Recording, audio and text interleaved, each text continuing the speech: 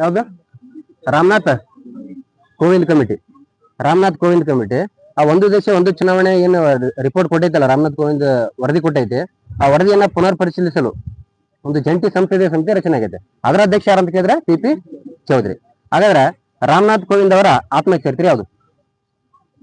ರಾಮನಾಥ್ ಕೋವಿಂದ್ ಅವರ ಆತ್ಮಚರಿತ್ರೆ ಇವತ್ತು ಬಿಡುಗಡೆ ಆಗೈತೆ.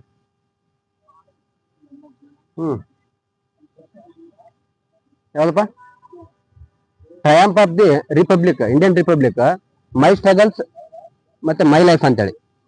ಮೈ struggles my life. So triumph of the Indian republic, my life my struggles. ಇದು ಯಾರಪ್ಪ? ಇದು ಯಾರ ಆತ್ಮಚರಿತ್ರೆ ಅಂತ ಕೇಳಿದ್ರೆ ರಾಮನಾಥ್ ಕೋವಿಂದ್ ನೋಡಿ. ಇವತ್ತು ಬಿಡುಗಡೆ ಆಗೈತೆ. ಯಾರು ಬಿಡುಗಡೆ ಮಾಡಿದಾರ? ಏನಾಗಿದೆ? ಸೌಂಡ್ ಇಷ್ಟ ಐತ್ರಿ, ಏನ್ ಮಾಡಕ್ ಆಗಂಗಿಲ್ಲ. ಸ್ವಲ್ಪ ಮುಂದೆ ಬರಿಲ್ಲ ಅಂದ್ರೆ ಹೌದಾ. ಇವತ್ತು ಬಿಡುಗಡೆ ಮಾಡಿದಾರ ರಾಮನಾಥ್ ಕೋವಿಂದ್ ಅವರ ಆತ್ಮಕಥನೆಯನ್ನ ಯಾರು ಬಿಡುಗಡೆ ಮಾಡಿದಾರ ಅಂತ ಕೇಳಿದ್ರೆ ನರೇಂದ್ರ ಮೋದಿ ಅವರು. ನರೇಂದ್ರ ಮೋದಿ ಅವರು ಬಿಡುಗಡೆ ಮಾಡ್ಯಾರ. ಇನ್ನ WSIS ಪ್ರಶಸ್ತಿ ಅಂತ ಬರ್ತದ. WSIS ಪ್ರಶಸ್ತಿ. ಸೊ ಯಾವ ಒಂದು ಯೋಜನೆಗೆ WSIS ಪ್ರಶಸ್ತಿಯನ್ನು ಕೊಟ್ಟಿದ್ದಾರೆ? ಯಾವುದು? ಸೊ WSIS ಅಂದ್ರೆ world summit of the information society ಅಂತೇಳಿ. World summit of the information society ಅಂತ ಬರ್ತದ. ಈ WSIS ಪ್ರಶಸ್ತಿ 2026 ಯಾವ ಯೋಜನೆ ಕೊಟ್ಟಿದ್ದಾರೆ ಅಂತ ಕೇಳಿದ್ರೆ ಭಾರತ ಒಂದು ಯೋಜನೆ ಬರ್ತೈತಿ. ಯಾವ ಯೋಜನೆ ಅಂತ ಕೇಳಿದ್ರೆ ಸಮೃದ್ಧ ಗ್ರಾಮ ಅಂತೇಳಿ. ಸಮೃದ್ಧ ಗ್ರಾಮ ಇದು ಯೋಜನೆ ಯಾವ ಒಂದು ಇಲಾಖೆ ತಗೊಂಡ್ಬಂದೈತೆ ಅಂತ ಕೇಳಿದ್ರೆ ದೂರಸಂಪರ್ಕ ಇಲಾಖೆ. ಕೇಂದ್ರ ದೂರಸಂಪರ್ಕ ಇಲಾಖೆಯ ಒಂದು ಉಪಕ್ರಮ, ಒಂದು ಯೋಜನೆ.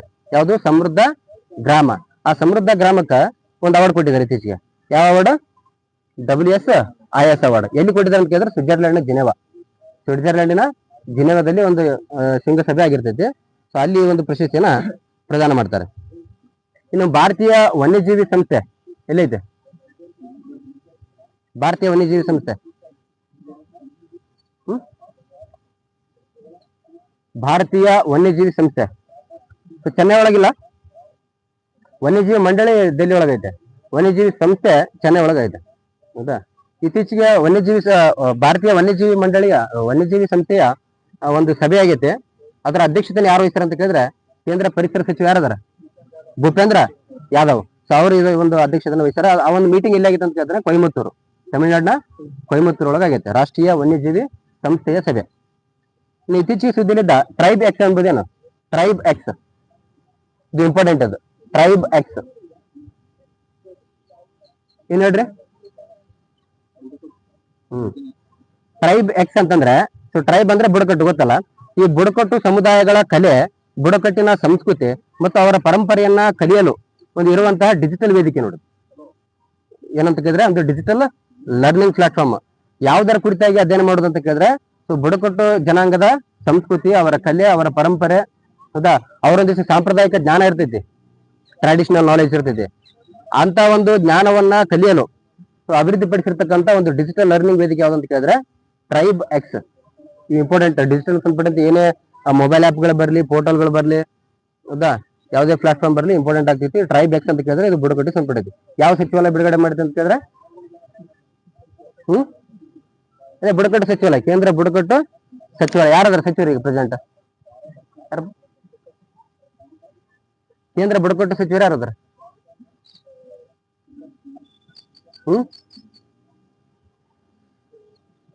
ಜೌಲ್ ಓರಂ ಅಂತಿಲ್ಲ, ಜೌಲ್ ಓರಂ ಬುಡಕಟ್ಟು ಸಚಿವರು.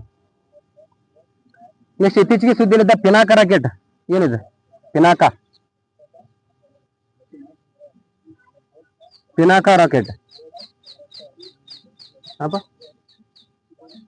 ಕ್ಷಿಪಣಿನ ಅಲ್ಲ, ಇದೊಂದು long range guided rocket launcher ನೋಡಿದ. ಅಂದ್ರೆ ರಾಕೆಟ್ ಅನ್ನ ಈ ಒಂದು ವ್ಯಾನ್ ಟೈಪ್ ಇರ್ತೈತಿ ಇದು ಪಿನಾಕ. ಆ ರಾಕೆಟ್ ಗಳನ್ನ ಈ ಒಂದು ವ್ಯಾನ್ ಮೂಲಕ ಲಾಂಚ್ ಮಾಡ್ತಾರೆ. ಸೊ ಇದು ಲಾಂಗ್ ರೇಂಜ್ ನೋಡು, long range guided rocket launcher ಯಾವುದು? ಪಿನಾಕ. ಸೊ ಪಿನಾಕ ಎಂಬುದೇನಪ್ಪ ಅಂದ್ರೆ ಶಿವನ ಧನಸ್ಸಿದು. ಸೊ ಅವನ ಹೆಸರು ಇಟ್ಟಿದ್ದಾರೆ. ಹೌದಾ? ಯಾರು ಅಭಿವೃದ್ಧಿಪಡಿಸ್ಯಾರ? ಮಿಸೈಲ್ ಅಲ್ರಿ, ರಾಕೆಟ್ ಲಾಂಚರ್. ಇದು ರಾಕೆಟ್ ಲಾಂಚರ್. ಇದನ್ನು ಯಾರು ಅಭಿವೃದ್ಧಿಪಡಿಸಿರೋದನ್ನ? DRDO. ಸೊ DRDO ಅವರು ಅಭಿವೃದ್ಧಿಪಡಿಸ್ತಾರೆ. ಇದರ ರೇಂಜ್ ಎಷ್ಟು ಅಂತ ಕೇಳಿದ್ರೆ 120 ಕಿಲೋಮೀಟರ್. ಎಷ್ಟು? 120 ಕಿಲೋಮೀಟರ್ ವರೆಗೂ ರಾಕೆಟ್ ಲಾಂಚ್ ಮಾಡತಕ್ಕಂಥ ಸೊ ಕೆಪಾಸಿಟಿ ಹೊಂದಿರ್ತೈತಿ. ಇದೇನಪ್ಪ ಅಂದ್ರೆ long range guided rocket Pinaka. Next ಕೋಪರ ಮಾವು. ಕೋಪರ ಮಾವು ಯಾವ ರಾಜ್ಯಗಳಲ್ಲಿ ಬೆಳಿತಾರೆ? ಕೋಪರ ಮಾವು. ಅಲ್ಫಾನ್ಸೋ ಮಾವು ತಳಿ ಅಲ್ಲ, ಅಲ್ಫಾನ್ಸೋ ಕೇಸರಿ ಎಲ್ಲ ಮಾವಿನ ತಳಿಗಳಲ್ಲ. ಕೇಸರಿ ಅನ್ನೋದು ಬರ್ತಿತ್ತಲ್ಲ ಮಹಾರಾಷ್ಟ್ರ ಒಳಗೇನ, ಅಲ್ಫಾನ್ಸೋನು ಮಾವಿನ ತಳಿ. ಇನ್ನ ಅಪ್ಪೆ ಮಿಡಿ ಕರ್ನಾಟಕದಲ್ಲಿ. ಇನ್ನ ಕೋಪರ ಮಾವು ಮತ್ತೆ ತೋತಾಪುರಿ ಮಾವು ಅಂತ ಬರ್ತವೆ. ತೋತಾಪುರಿ ಮಾವು ಮತ್ತು ಕೋಪರ ಮಾವು ಇವು ಯಾವ ರಾಜ್ಯಗಳಲ್ಲಿ ಬೆಳಿತಾರೆ ಅಂತ ಕೇಳಿದ್ರೆ ಆಂಧ್ರ ಪ್ರದೇಶ, ತಮಿಳುನಾಡು ಮತ್ತು ಕರ್ನಾಟಕ. ಆಂಧ್ರ ಪ್ರದೇಶ್, ತಮಿಳುನಾಡು ಮತ್ತು ಕರ್ನಾಟಕ 3 ರಾಜ್ಯಗಳಲ್ಲಿ ಈ ಮಾವಿನ ತಳಿಯನ್ನು ಬೆಳಿತಾರೆ, ಕೋಪರ ಮತ್ತು ತೋತಾಪುರಿ. ಸೊ ತೋತಾಪುರಿ ಮಾವಿನ ಬೆಲೆ ಇಳಿಕೆಗೆ ಸಂಬಂಧಪಟ್ಟಂತ ಕಮಿಟಿ ಯಾವುದು? P Damodaran committee. P Damodaran committee ನೋಡಿ ತೋತಾಪುರಿ ಮಾವಿನ ಬೆಲೆಯಲ್ಲಿ ಇಳಿಕೆ ಆಗಿತ್ತು. ಸೊ ಅದರ ಸ್ಟಡಿ ಮಾಡೋ ಸಲುವಾಗಿ ಮಾಡಿದ್ರು. ನೆಕ್ಸ್ಟ್ ಹಿಂಡಿ ಹಾತ್ 2026 ಏನಿದೆ? ಹಿಂಡಿ ಹಾತ್ 2026. ಸೊ ಭಾರತದ ಶ್ರೀಮಂತ ಕೈಮಗ್ಗ ಮತ್ತು ಕರಕುಶಲ ಕಲೆಗಳನ್ನ ಪ್ರದರ್ಶನ ಮಾಡತಕ್ಕಂತ ಒಂದು ಎಕ್ಸ್ಪೋ ನೋಡಿದ್ರು, ಎಕ್ಸಿಬಿಷನ್ ಅಂತ ಕರಿತೀವಲ್ಲ. ಸೊ ಭಾರತದ ಕೈಮಗ್ಗ ಮತ್ತು ಕರಕುಶಲಗಳನ್ನ ಪ್ರದರ್ಶಿಸುವಂತಹ ಒಂದು ಎಕ್ಸಿಬಿಷನ್ ಏನಂತ ಕರಿತಾರೆ? ಅದಕ್ಕೆ ಇಂಡಿ ಹಾತ್ 2026 ಡೆಲ್ಲಿ ಒಳಗಾಗೈತೆ. ಇನ್ನು ಪ್ರೆಸಿಡೆಂಟ್ ಕಪ್ ಎಲ್ಲಿ ಸಂಬಿಡತ್ತೆ? ಫುಟ್ಬಾಲ್ ಪ್ರೆಸಿಡೆಂಟ್ ಕಪ್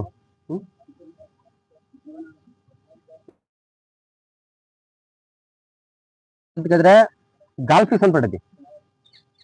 ಯಾವ್ದು? ಗಾಲ್ಫ್. ಸೊ ಯಾವಾಗ ಆರಂಭ ಆಗಿತ್ತು ಅಂದ್ರೆ 1994, 1994ರಲ್ಲಿ ಪ್ರೆಸಿಡೆಂಟ್ ಕಪ್ ಆರಂಭ ಆಗೈತಿ. ಇದು ಯಾರು ನಡೆಸ್ಕೊಡ್ತಾರೆ ಅಂತ ಕೇಳಿದ್ರೆ ಅಮೆರಿಕದವರು. ಸೊ ಅಮೆರಿಕದಲ್ಲಿ ನಡೀತೈತಿ ಇದು. ಪ್ರತಿ 2 ವರ್ಷಕ್ಕೊಮ್ಮೆ ಆಗ್ತೈತಿ ಇದು. ಇದು ಪುರುಷರ ಗಾಲ್ಫ್. ಇದು ಪುರುಷರ ಗಾಲ್ಫ್ ಟೂರ್ನಮೆಂಟ್ ಪ್ರೆಸಿಡೆಂಟ್ ಕಪ್ ಅಂತೇಳಿ 1994 ಇಂದ ಸ್ಟಾರ್ಟ್ ಆಗ್ತೈತಿ. ಇಲ್ಲ ಅಂತ ಕೇಳಿದ್ರೆ ಅಮೆರಿಕ. ಸೊ ಇದು ಎಲ್ಲಾ ರಾಷ್ಟ್ರಗಳು ಭಾಗವಹಿಸ್ತವೆ ಎಕ್ಸೆಪ್ಟ್ ಯುರೋಪಿಯನ್ ರಾಷ್ಟ್ರಗಳು ಭಾಗವಹಿಸೋದಿಲ್ಲ ಇದರಲ್ಲಿ. ಇನ್ನ ಭಾರತದಲ್ಲಿ ಒಂದು ಪ್ರೆಸಿಡೆಂಟ್ ಕಪ್ ಅಂತ ಬರ್ತದೆ. ಎದು ಸಂಬಂಧಿತದು ನ್ಯಾಷನಲ್ ಪ್ರೆಸಿಡೆಂಟ್ ಕಪ್. ಮೊನ್ನೆ ಕೈತಾನ್ ಕಪ್ ಕೇಳಿದೆ ಗೊತ್ತಲ್ಲ, ಕೈತಾನ್ ಕಪ್ ಚೆಸ್ ಅದಿಲ್ಲ. ಪ್ರೆಸಿಡೆಂಟ್ ಕಪ್ ಭಾರತದಲ್ಲಿ ಪ್ರೆಸಿಡೆಂಟ್ ಕಪ್ ಯಾವ್ದಕ್ಕೆ ಸಂಬಂಧಿತ? ಕಬಡ್ಡಿ. ಆಪ್ಷನ್ ಹೇಳ: ಫುಟ್ಬಾಲ್, ಕಬಡ್ಡಿ, ಚೆಸ್, ಹಾಕಿ. ನ್ಯಾಷನಲ್ ಪ್ರೆಸಿಡೆಂಟ್ ಕಪ್ ಫುಟ್ಬಾಲ್ ನೋಡ್ರಿ. ಫುಟ್ಬಾಲ್ ಇದು ಗೊತ್ತಲ್ಲ, Durand cup. Durand cup, president cup ಮತ್ತೆ ಶಿಮ್ಲಾ ಟ್ರೋಫಿ ಅಂತ ಬರ್ತಾವ. Shimla trophy, president cup, Durand cup, Shimla trophy. ಇದರಲ್ಲಿ ಡ್ಯೂರಾಂಡ್ ಕಪ್ ವಿಶೇಷತೆ ಏನಂದ್ರೆ ಏಷ್ಯಾದ ಅತ್ಯಂತ ಹಳೆಯದಾದ ಫುಟ್ಬಾಲ್ ಟೂರ್ನಮೆಂಟ್ ಇದು. ಹೌದಾ? ಯಾವಾಗ ಆರಂಭ ಆಗ್ತೈತಿ ಇದು? ಯಾವಾಗ ಆರಂಭ ಆಗ್ತದೆ ಡ್ಯೂರಾಂಡ್ ಕಪ್? ಇಂಪಾರ್ಟೆಂಟ್ ಇದು. ಯಾವ ವರ್ಷ ಆರಂಭ ಆಗ್ತದೆ ಅಂತ ಕೇಳಿದಾನೆ. 1888ರಲ್ಲಿ ಆರಂಭ ಆಗ್ತೈತಿ. ಇನ್ನು Shimla trophy 1904. Shimla trophy 1904. President cup ಕೇಳಿದ್ರೆ 1956. ಇದು ವಿಶೇಷತೆ ಏನಂತಂದ್ರೆ ಈ ಡ್ಯೂರಾಂಡ್ ಕಪ್ ಯಾರು ಚಾಂಪಿಯನ್ ಆಗಿರ್ತಾರಲ್ಲ, ಸೊ ಆ ಡ್ಯೂರಾಂಡ್ ಕಪ್ ಚಾಂಪಿಯನ್ ಆದವರಿಗೆ ಈ ಪ್ರೆಸಿಡೆಂಟ್ ಕಪ್ ಮತ್ತೆ ಶಿಮ್ಲಾ ಟ್ರೋಫಿನೂ ಕೊಡ್ತಾರೆ. ಅದ್ರ ಜೊತೆಗೆ ಈ ಸಪರೇಟ್ ಟೂರ್ನಮೆಂಟ್ ನಡೆಸಂಗಿಲ್ಲ. ಡ್ಯೂರಾಂಡ್ ಕಪ್ ಯಾರು ಚಾಂಪಿಯನ್ ಆಗಿರ್ತಾರೆ ಇವು 3 ಕಪ್ಗಳು ಕೊಡ್ತಾರೆ ಅವರಿಗೆ. ಶಿಮ್ಲಾ, ಪ್ರೆಸಿಡೆಂಟ್, ಡ್ಯೂರಾಂಡ್ 3 ಟ್ರೋಫಿಗಳು ಸಿಗ್ತವೆ. ಇದರಲ್ಲಿ ಒಂದು ರೋಲಿಂಗ್ ಟ್ರೋಫಿ ಐತೆ. ರೋಲಿಂಗ್ ಟ್ರೋಫಿ ಅಂತಂದ್ರೆ 1 ವರ್ಷ ತನಕ, 1 ವರ್ಷ 2 ವರ್ಷ ತನಕ ಅವ್ರ ಕಡೆ ಇಟ್ಕೋಗ್ಬಿಡ್ತಾರೆ. ಅದಾದ್ಮೇಲೆ ವಾಪಸ್ ಕೊಡ್ಬೇಕು ಅವ್ರಿಗೆ ಟ್ರೋಫಿ. ಅದು ರೋಲಿಂಗ್ ಟ್ರೋಫಿ ಅಂತ ಕರಿತೀವಿ. ಇದರಲ್ಲಿ ಯಾವ್ದು ರೋಲಿಂಗ್ ಟ್ರೋಫಿ ಐತೆ ಅಂತ ಕೇಳಿದ್ರೆ ಶಿಮ್ಲಾ ಟ್ರೋಫಿ. ಈ ವರ್ಷ ಏನಾದ್ರೆ ಡ್ಯೂರಾಂಡ್ ಕಪ್ ಮೋಹನ್ ಬಾಗನ್ ಅವೆಲ್ಲ ಅದಾವಲ್ಲ, ಬೆಂಗಳೂರು FC ಐತಲ್ಲ, ಸೊ ಆ ಟೀಮ್ಗಳು ಏನಾದ್ರು ಗೆದ್ರೆ ಅವ್ರಿಗೆ ಏನ್ ಮಾಡ್ತಾರೆ, ಶಿಮ್ಲಾ ಟ್ರೋಫಿಯನ್ನ 1 ವರ್ಷದವರೆಗೆ ಇಟ್ಕೊಡ್ತಾರೆ. 1 ವರ್ಷ ಆದ್ಮೇಲೆ ನೆಕ್ಸ್ಟ್ ಇವೆಂಟ್, ನೆಕ್ಸ್ಟ್ ಟೂರ್ನಮೆಂಟ್ ನಡೆಯೋಕ್ಕಿಂತ ಮುಂಚೆ ಅವ್ರಿಗೆ ವಾಪಸ್ ಕೊಡ್ಬೇಕು. ಅದು ಶಿಮ್ಲಾ ಟ್ರೋಫಿ. ಹೌದಾ? ಶಿಮ್ಲಾ, ಪ್ರೆಸಿಡೆಂಟ್, ಡ್ಯೂರಾಂಡ್ ಈ 3 ಏಕಕಾಲದಲ್ಲೇ ನೀಡ್ತಕ್ಕಂಥ ಪ್ರಶಸ್ತಿ ಚಾಂಪಿಯನ್ ತಂಡಕ್ಕೆ ಕೊಡ್ತಾರೆ. ಹೌದಾ? ಇನ್ನು ಪ್ರೆಸಿಡೆಂಟ್ ಎಂಬ ಪದ ಯಾವ ಕ್ರೀಡೆ ಸಂಬಂಧಿತ ಅಂತ ಕೇಳ್ತಾನೆ. ಯಾವ ಕ್ರೀಡೆ? ಪ್ರೆಸಿಡೆಂಟ್ ಫೆನ್ಸಿಂಗ್ ನೋಡು. ಫೆನ್ಸಿಂಗ್, ಕತ್ತಿ ವರಸೆ ಅಂತ ಕರಿತೀವಿ. ಸೊ ಫೆನ್ಸಿಂಗ್ ಕ್ರೀಡೆಯಲ್ಲಿ ಬಳಸ್ತಕ್ಕಂಥ ಪ್ರಮುಖ ಪದ ಯಾವ್ದು ಅಂದ್ರೆ ಪ್ರೆಸಿಡೆಂಟ್. ಹೌದಾ?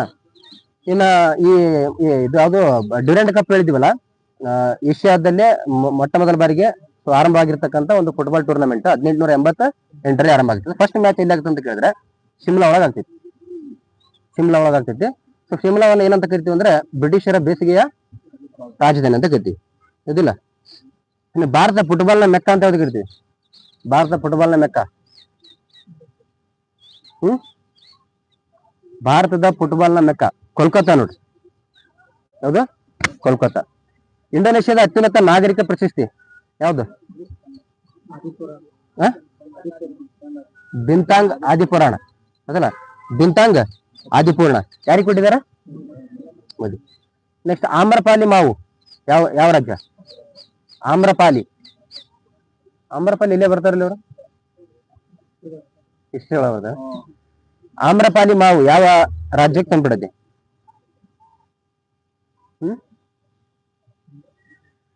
ಜಾರ್ಖಂಡ್ ನೋಡ್ರಿ. ಜಾರ್ಖಂಡ್ ಇತ್ತೀಚೆಗೆ ಏನ್ ಮಾಡಿರ್ತಂದ್ರೆ ಆಮ್ರಪಾಲಿ ಮಾವನ್ನ ಜಾರ್ಖಂಡ್ ನಿಂದ ದುಬೈಗೆ ಎಕ್ಸ್ಪೋರ್ಟ್ ಮಾಡಿದಾರೆ. ಯಾರು? ಅಪೇದಾ. ಅಪೇದಾ ಅಂತ ಒಂದು ಸಂಸ್ಥೆ ಬರ್ತೈತಿ. ಭಾರತದಲ್ಲಿ ರೈತರು ಬೆಳೆದಿರ್ತಕ್ಕಂಥ ಉತ್ಪನ್ನಗಳನ್ನ, ಕೃಷಿ ಉತ್ಪನ್ನಗಳನ್ನಾಗ್ಲಿ, ಹಣ್ಣು ಹಂಪಲುಗಳನ್ನಾಗ್ಲಿ ಅಥವಾ GI ಟೈಪ್ ಪ್ರಾಡಕ್ಟ್ಸ್ ಗಳಾಗ್ಲಿ ಭಾರತದಿಂದ ಬೇರೆ ರಾಷ್ಟ್ರಕ್ಕೆ ಎಕ್ಸ್ಪೋರ್ಟ್ ಮಾಡೋದಕ್ಕೆ ಉತ್ತೇಜನ ಕೊಡ್ತೈತಿ. ಯಾವುದು? ಅಪೇದಾ. ಸೊ ಆ ಒಂದು ನಿಟ್ಟಿನಲ್ಲಿ ಏನ್ ಮಾಡೈತಿ, ಜಾರ್ಖಂಡ್ ನಿಂದ ಆಮ್ರಪಾಲಿ ಮಾವನ್ನ ದುಬೈಗೆ ಎಕ್ಸ್ಪೋರ್ಟ್ ಮಾಡೈತಿ. ಇನ್ನೊಂದು ಯಾವ್ದೋ ಮಕಾನ ಯಾವ್ದು ಬರ್ತಲ್ಲ, ಮಿಥಾಲಿ ಮಕಾನ, ಬಿಹಾರದ ಒಂದು GI ಪ್ರಾಡಕ್ಟ್ ಬೇರೆ ರಾಷ್ಟ್ರಕ್ಕೆ ಎಕ್ಸ್ಪೋರ್ಟ್ ಮಾಡೈತೆ. ನೆಕ್ಸ್ಟ್ ಬ್ರಿಕ್ಸ್ ನ ಸಾರಿಗೆ ಸಚಿವರ ಸಭೆ ಎಲ್ಲಾಗೈತೆ? ಬ್ರಿಕ್ಸ್ ನ ಸಾರಿಗೆ ಸಚಿವರ ಸಭೆ, ಸಾರಿಗೆ ಸಚಿವರು ನಾಗ್ಪುರ್ ನೋಡು, ಎಲ್ಲಾಗೈತೆ? ನಾಗ್ಪುರ್. ಇನ್ನೊಂದು ಮಹಿಳಾರ್ದ ಎಲ್ಲಿ ಆಗೈತೆ? ಮಹಿಳಾರ್ದ ಕೊಚ್ಚಿ. ಭ್ರಷ್ಟಾಚಾರದ ಹೈದರಾಬಾದ್. ಆಂಟಿ ಡ್ರಗ್ಸ್ ಕೈಗಾರಿಕಾ ಸಚಿವರದ ಕೈಗಾರಿಕಾ ಸಚಿವರ ಸಭೆ ಜೈಪುರ್. ಸಾಂಸ್ಕೃತಿಕ ಈ ಮೂರನೇದಲ್ಲಿ ಆಗಿತ್ತಲ್ಲ, ಇಂದೋರ ಭೂಪಾಲ್. ಭೂಪಾಲ್ ಘೋಷಣೆ ಸಂಸ್ಕೃತಿ ಸಂಪ್ರದಾಯ. ನೆಕ್ಸ್ಟ್ ಯಾವ್ದು? ಇಂದೋರ್ ಘೋಷಣೆ ಕೃಷಿ ಸಚಿವರು.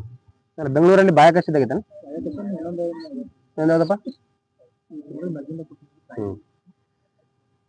ನೆಕ್ಸ್ಟ್ ಇನ್ನೊಂದು ಏನಪ್ಪ ಅಂದ್ರೆ ಪೋಷಣ್ ಗೊತ್ತಲ್ಲ, ಪೋಷಣ್ ಅಭಿಯಾನ ಮತ್ತೆ ಮಿಷನ್ ಸಕ್ಷಮ್. ಪೋಷಣ್ ಅಭಿಯಾನ ಮತ್ತು ಮಿಷನ್ ಸಕ್ಷಮ್ ಯೋಜನೆಗಳ ಕಾರ್ಯ ಪ್ರಗತಿಯನ್ನ ಪರಿಶೀಲಿಸಲು ಒಂದು ಹೊಸ ಮೊಬೈಲ್ ಆಪ್ ಅನ್ನು ಅಭಿವೃದ್ಧಿಪಡಿಸಿದ್ದಾರೆ. ಯಾವುದು? ಮಿಷನ್ ಸಕ್ಷಮ್ ಮತ್ತೆ ಪೋಷಣ್ ಅಭಿಯಾನ ಈ ಯೋಜನೆಗಳ ಪ್ರಗತಿಯನ್ನ ಪರಿಶೀಲಿಸಲು ಒಂದು ಹೊಸ ಮೊಬೈಲ್ ಆಪ್ ಅನ್ನ ಅಭಿವೃದ್ಧಿಪಡಿಸ್ಯಾರ. ಅದ್ಯಾವ್ದಕ್ಕೆ ಅಂದ್ರೆ ಪೋಷಣ್ ಟ್ರ್ಯಾಕ್ ಅಂತ ನಾವು ಇಂಪಾರ್ಟೆಂಟ್. ಪೋಷಣ್ ಟ್ರ್ಯಾಕರ್ದ ಡೆವಲಪ್ ಮಾಡಿದ್ರೆ ಇತ್ತೀಚೆಗೆ. ಇನ್ನು MSME ಅಭಿವೃದ್ಧಿ ಕಾಯ್ದೆ ಯಾವ ಬಂದೈತೆ? MSME ಅಭಿವೃದ್ಧಿ ಕಾಯ್ದೆ 2006 MSME ಅಭಿವೃದ್ಧಿ ಕಾಯ್ದೆ ಬಂದೈತೆ. ಈಗ ಇತ್ತೀಚೆಗೆ ಏನ್ ಮಾಡಪ್ಪ ಅಂದ್ರೆ MSME ಅಭಿವೃದ್ಧಿ ಕಾಯ್ದೆಗೆ ತಿದ್ದುಪಡಿ ಮಾಡೋದಕ್ಕೆ ಒಂದು ಮಸೂದೆ ಮಂಡನೆ ಆಗೈತೆ. ಅದಕ್ಕೆ ನ್ಯೂಸ್ ಅಲ್ಲಿ ಐತೆ. MSME ಅಂದ್ರೆ ಗೊತ್ತಲ್ಲ, micro small medium enterprise. MSME ದಿನ ಜೂನ್ 27. ನೆಕ್ಸ್ಟ್ PM BJP ಯೋಜನೆ ಎದಕ್ಕೆ ಸಂಪಟ್ಟೈತೆ? ನ್ಯೂಸ್ ಅಲ್ಲಿ ಐತೆ. PM BJP ಭಾರತೀಯ ಜನತಾ ಪಾರ್ಟಿನ. ಏನ್ BJP ಅಂದ್ರೆ? PM BJP ಯೋಜನೆ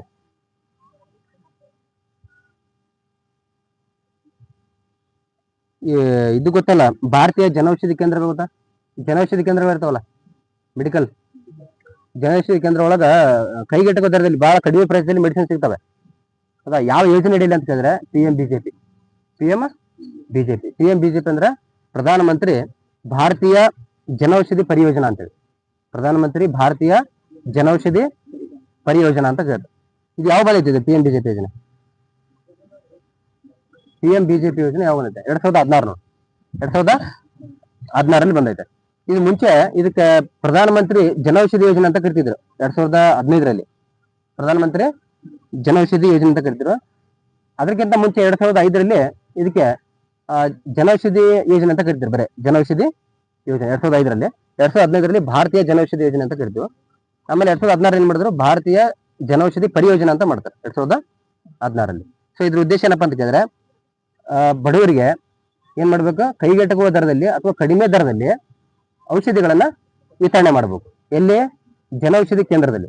ಸೊ ಎಷ್ಟು ಕಡಿಮೆ ಬೆಲೆ ಅಂತಂದ್ರೆ, ಈ ಜನರಿಕ್ ಮೆಡಿಸಿನ್ಸ್ ಅಂತ ಇರ್ತವೆ, ಜನರಿಕ್ ಮೆಡಿಸಿನ್ಸ್ ಅವುಗಳನ್ನ 50% to 90% ಕಡಿಮೆ ಬೆಲೆಯಲ್ಲಿ.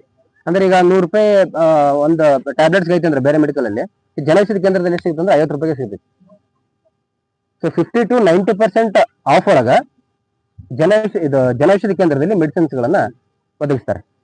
ಯಾವ ಯೋಜನೆ ಅಡಿಯಲ್ಲಿ ಅಂತ ಕೇಳಿದ್ರೆ PM BJP. ಇನ್ನ ಸ್ಯಾನಿಟರಿ ಪ್ಯಾಡ್ಗಳು ಇರ್ತಾವಲ್ಲ, ₹1 ಒಂದು ಸ್ಯಾನಿಟರಿ ಪ್ಯಾಡ್ ಕೊಡ್ತಾರೆ ಇದೇ ಸ್ಕೀಮ್ ಅಡಿಯಲ್ಲಿ. PM BJP ಯೋಜನೆ 2005ಕ್ಕೆ ಇದು ಜನೌಷಧಿ ಯೋಜನೆ ಅಂತ ಬರ್ತೈತಿ. 2015ರಲ್ಲಿ ಭಾರತೀಯ ಜನೌಷಧಿ ಯೋಜನೆ ಅಂತ ಆಗ್ತೈತಿ. 2016ರಲ್ಲಿ ಭಾರತೀಯ ಜನೌಷಧಿ ಪರಿಯೋಜನಾ ಅಂತ ಆಗ್ತೈತಿ. PG ನ್ಯೂಸ್ ಅಲ್ಲಿ ಐತೆ. ಮೆಡ್ ಪ್ಲಸ್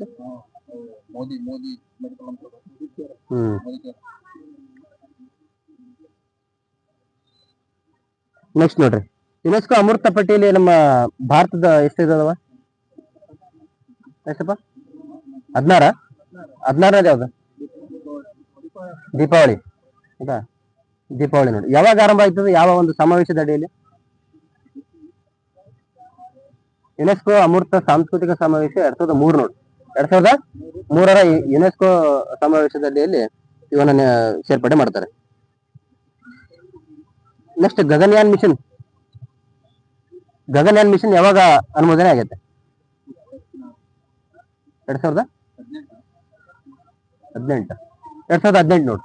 ಗಗನಯಾನ್ ಮಿಷನ್ಗೆ ಕ್ಯಾಬಿನೆಟ್ ಅನುಮೋದನೆ ಕೊಟ್ಟಿದ್ದು ಯಾವಾಗ ಅಂದ್ರೆ 2018ರಲ್ಲಿ. ಗಗನಯಾನ್ ಮಿಷನ್ ಅಡಿಯಲ್ಲಿ ಗಗನಯಾನ ಯಾವಾಗ ಕೈಗೊಳ್ತಾರೆ ಅಂತ ಕೇಳಿದ್ರೆ 2027. ಸೊ ಇನ್ನು ಅಂದಾಜ್ ಐತೆ. ಸೊ ಮುಂದಕ್ಕೂ ಹೋಗ್ಬೋದು, ಇಲ್ಲ ಅವಾಗ ಆಗ್ಬೋದು. 2027. ಸೊ ಇದರ ಭಾಗವಾಗಿ ಒಂದು ಟೆಸ್ಟ್ಗಳು ಮಾಡಿದ್ದಾರೆ ಒಂದಿಷ್ಟು. ಯಾವ ಟೆಸ್ಟ್ಗಳು ಹೇಳ್ರು? ಗಗನಯಾನ್ ಮಿಷನ್ ಅಡಿಯಲ್ಲಿ ಒಂದಿಷ್ಟು ಪರೀಕ್ಷೆಗಳು ಮಾಡಿರ್ತಾರೆ ಅಡ್ವಾನ್ಸ್ ಆಗಿ. ಒಂದಿಷ್ಟು ಪರೀಕ್ಷೆಗಳನ್ನ ಮಾಡಿ ಅವೆಲ್ಲ ಯಶಸ್ವಿ ಆದ್ಮೇಲೆ ನೆಕ್ಸ್ಟ್ 2027ಕ್ಕೆ ಮಾನವ ಸಹಿತ ಗಗನಯಾನ ಆಗ್ತೈತಿ. ಹೌದಾ? ಯಾವ್ಯಾವ ಮಾಡಿದಾರ? TVD1 ಅಂತ ಮಾಡ್ಯಾರ. TVD1. ಟಿವಿ ಅಂತಂದ್ರೆ ಟೆಸ್ಟ್ ವೆಹಿಕಲ್ D1 ಅಂತ ಹೇಳಿ. TVD1, TVD2, ಆಮೇಲೆ ಯಾವ್ದು ಇಂಟಿಗ್ರೇಟೆಡ್ ಏರ್ ಡ್ರಾಪ್ ಟೆಸ್ಟ್ ಅಂತ ಮಾಡ್ತಾರೆ. Integrated air drop test. ಆಮೇಲೆ ಪ್ಯಾರಾಚೂಟ್ ಟೆಸ್ಟ್ ಅಂತ ಮಾಡ್ತಾರೆ. Parachute test. ಆಮೇಲೆ ಒಂದಿಷ್ಟು ರೋಬೋಟ್ ಕಳಿಸ್ತಾರೆ. ಯಾವ್ದು? ವ್ಯೋಮಮಿತ್ರ ರೋಬೋಟ್. ಸೊ ಅದಾದ ಎಲ್ಲ ಪರೀಕ್ಷೆಗಳು ಯಶಸ್ವಿ ಆದ್ಮೇಲೆ ಏನ್ ಮಾಡ್ತಾರೆ? 2027ಕ್ಕೆ ಮಾನವ ಸಹಿತ ಗಗನಯಾನ ಮಾಡ್ತಾರೆ. ಯಾರು ಗಗನಯಾನಕ್ಕೆ ಆಯ್ಕೆ ಆದವರು? ಟ್ರೈನಿಂಗ್ ತಗೊಂಡವ್ರು 4 ಜನ ಇದಾರೆ. ಹೋಗೋರು 3 ಹೋಗ್ತಾರೆ. ಯಾರ್ಯಾರು? ಅಂಗದ ಪ್ರತಾಪ, ಅಜಿತ್ ಕೃಷ್ಣನ್, ಮತ್ತೆ ಶುಭಾಂಶು ಶುಕ್ಲಾ, ಇನ್ನೊಬ್ರು ಯಾರು? 4 ಜನ ಅದಾರ. ಪ್ರಶಾಂತ್ ಬಾಲಕೃಷ್ಣ ನಾಯರ್. 4 ಜನ ಆಯ್ಕೆ ಆಗಿದ್ದಾರೆ. ಸೊ ಅದಕ್ಕೆ 4 ಜನ ಟ್ರೈನಿಂಗ್ ತಗೊಂಡಿದ್ದಾರೆ. ಅದರಲ್ಲಿ 3 ಜನ ಬಾಹ್ಯಾಕಾಶಕ್ಕೆ ಹೋಗ್ತಾರೆ. ಇದು ಭಾರತದ ಪ್ರಥಮ ಮಾನವ ಸಹಿತ ಗಗನಯಾನ. ಹೌದಾ? ಇನ್ನು ಇದ್ರ ಜೊತೆಗೆ ಒಂದು ಭಾರತ ಅಂತರಿಕ್ಷ ಸ್ಟೇಷನ್ ಅಂತ ಮಾಡಿದ್ದಾರೆ. ಅಂದ್ರೆ ಅಂತಾರಾಷ್ಟ್ರೀಯ ಮಟ್ಟದಲ್ಲಿ ಹೆಂಗ್ ಅಂತಾರಾಷ್ಟ್ರೀಯ ಬಾಹ್ಯಾಕಾಶ ನಿಲ್ದಾಣ ಐತಲ್ಲ, ಅದೇ ರೀತಿ ಭಾರತಕ್ಕೆ ಒಂದು ಸ್ವಂತ ನಿಲ್ದಾಣ, ಬಾಹ್ಯಾಕಾಶ ನಿಲ್ದಾಣ ಮಾಡ್ಬೇಕಂತ ಮಾಡಿದ್ದಾರೆ. ಅದಕ್ಕೆ ಏನಂತ ಹೆಸರಿಟ್ಟಿದ್ದಾರೆ? BAS, ಬಾಸ್ ಅಂತ ಕರಿತೀವಿ. ಅಂದ್ರೆ ಭಾರತೀಯ ಅಂತರಿಕ್ಷ ಸ್ಟೇಷನ್ ಅಂತೇಳಿ. ಹೌದಾ? ಈ ಅಂತಾರಾಷ್ಟ್ರೀಯ ಬಾಹ್ಯಾಕಾಶ ನಿಲ್ದಾಣಕ್ಕೂ ಮತ್ತು ಭಾರತೀಯ ಅಂತರಿಕ್ಷ ನಿಲ್ದಾಣಕ್ಕೂ ಏನು ವ್ಯತ್ಯಾಸ ಐತೆ? ಸೊ ಇವರು 400 ಕಿಲೋಮೀಟರ್ ಎತ್ತರದಲ್ಲಿ ಪ್ಲೇಸ್ ಮಾಡಿದ್ದಾರೆ. ಯಾರು? ಅಂತಾರಾಷ್ಟ್ರೀಯ ಬಾಹ್ಯಾಕಾಶ ನಿಲ್ದಾಣ. ಸೊ ಭಾರತದ ಕೇಳಿದ್ರೆ 450 ಕಿಲೋಮೀಟರ್ ಇದೆ. ಇನ್ನು ವೇಟ್ ಅಂತ ಕೇಳಿದ್ರೆ ಅದ್ರ ಜಾಸ್ತಿ ಐತೆ ಅಂತಾರಾಷ್ಟ್ರೀಯ ಬಾಹ್ಯಾಕಾಶ ನಿಲ್ದಾಣದ. ಇನ್ನು ಭಾರತೀಯ ಅಂತರಿಕ್ಷ ನಿಲ್ದಾಣದ ಕಡಿಮೆ ಐತೆ. ಇನ್ನು ಇದು ಭಾರತೀಯ ಅಂತರಿಕ್ಷ ನಿಲ್ದಾಣವನ್ನ ಯಾವ ವರ್ಷದ ವೇಳೆಗೆ ಕಂಪ್ಲೀಟ್ ಮಾಡ್ತಾರೆ? 2035 ನೋಡಿ. ಭಾರತೀಯ ಅಂತರಿಕ್ಷ ನಿಲ್ದಾಣ, ಭಾರತದ ಬಾಹ್ಯಾಕಾಶ ನಿಲ್ದಾಣ ಯಾವ ವರ್ಷದ ವೇಳೆಗೆ ಕಂಪ್ಲೀಟ್ ಆಗುತ್ತೆ ಅಂತ ಹೇಳಿದ್ರೆ 2035 ಟಾರ್ಗೆಟ್. 2027 ಬಂದ್ರೆ ಗಗನಯಾನ, 2040 ಬಂದ್ರೆ ಮಾನವ ಸಹಿತ ಚಂದ್ರಯಾನ. ಇನ್ನು 28ರಿಂದ 30 ಯಾವ ವೆಹಿಕಲ್ ಬಳಸ್ತಾರೆ ಅಲ್ಲಿ ಭಾರತೀಯ ಅಂತರಿಕ್ಷ ನಿಲ್ದಾಣಕ್ಕೆ? NGLV, next generation launch vehicle. ಮತ್ತೆ LVM3, M4 ಅಂತ ಬರ್ತವೆ. LVM3, M4 ಮತ್ತೆ NGLV 2 ರಾಕೆಟ್ಗಳನ್ನ ಬಳಸ್ತಾರೆ. ಯಾವ ಒಂದು ವಲಯ ಅಂತ ಕೇಳಿದ್ರೆ ಅಯೋನೋಸ್ಫಿಯರ್. ಹೌದಿಲ್ಲ? ಟ್ರೋಪೋಸ್ಫಿಯರ್, ಸ್ಟ್ರಾಟೋಸ್ಫಿಯರ್, ಮೆಸೋಸ್ಫಿಯರ್, ಅಯೋನೋಸ್ಫಿಯರ್ ನಲ್ಲಿ ಭಾರತೀಯ ಅಂತರಿಕ್ಷ ನಿಲ್ದಾಣವನ್ನ ಪ್ಲೇಸ್ ಮಾಡ್ತಾರೆ. ಅಂತಾರಾಷ್ಟ್ರೀಯ ಬಾಹ್ಯಾಕಾಶ ನಿಲ್ದಾಣ ಯಾವಾಗ ಆರಂಭ ಆಗುತ್ತೆ? 1998. 5 ರಾಷ್ಟ್ರಗಳು ಹೇಳಿದ್ರಲ್ಲ. ನೆಕ್ಸ್ಟ್ ಗೋಬರ್ಧನ್ ಯೋಜನೆ ತಿಳಿರಲ್ಲ. ಗೋಬರ್ಧನ್ ಯೋಜನೆ ಎದು ಸಂಬಂಧಿತ? ಗೋಬರ್ಧನ್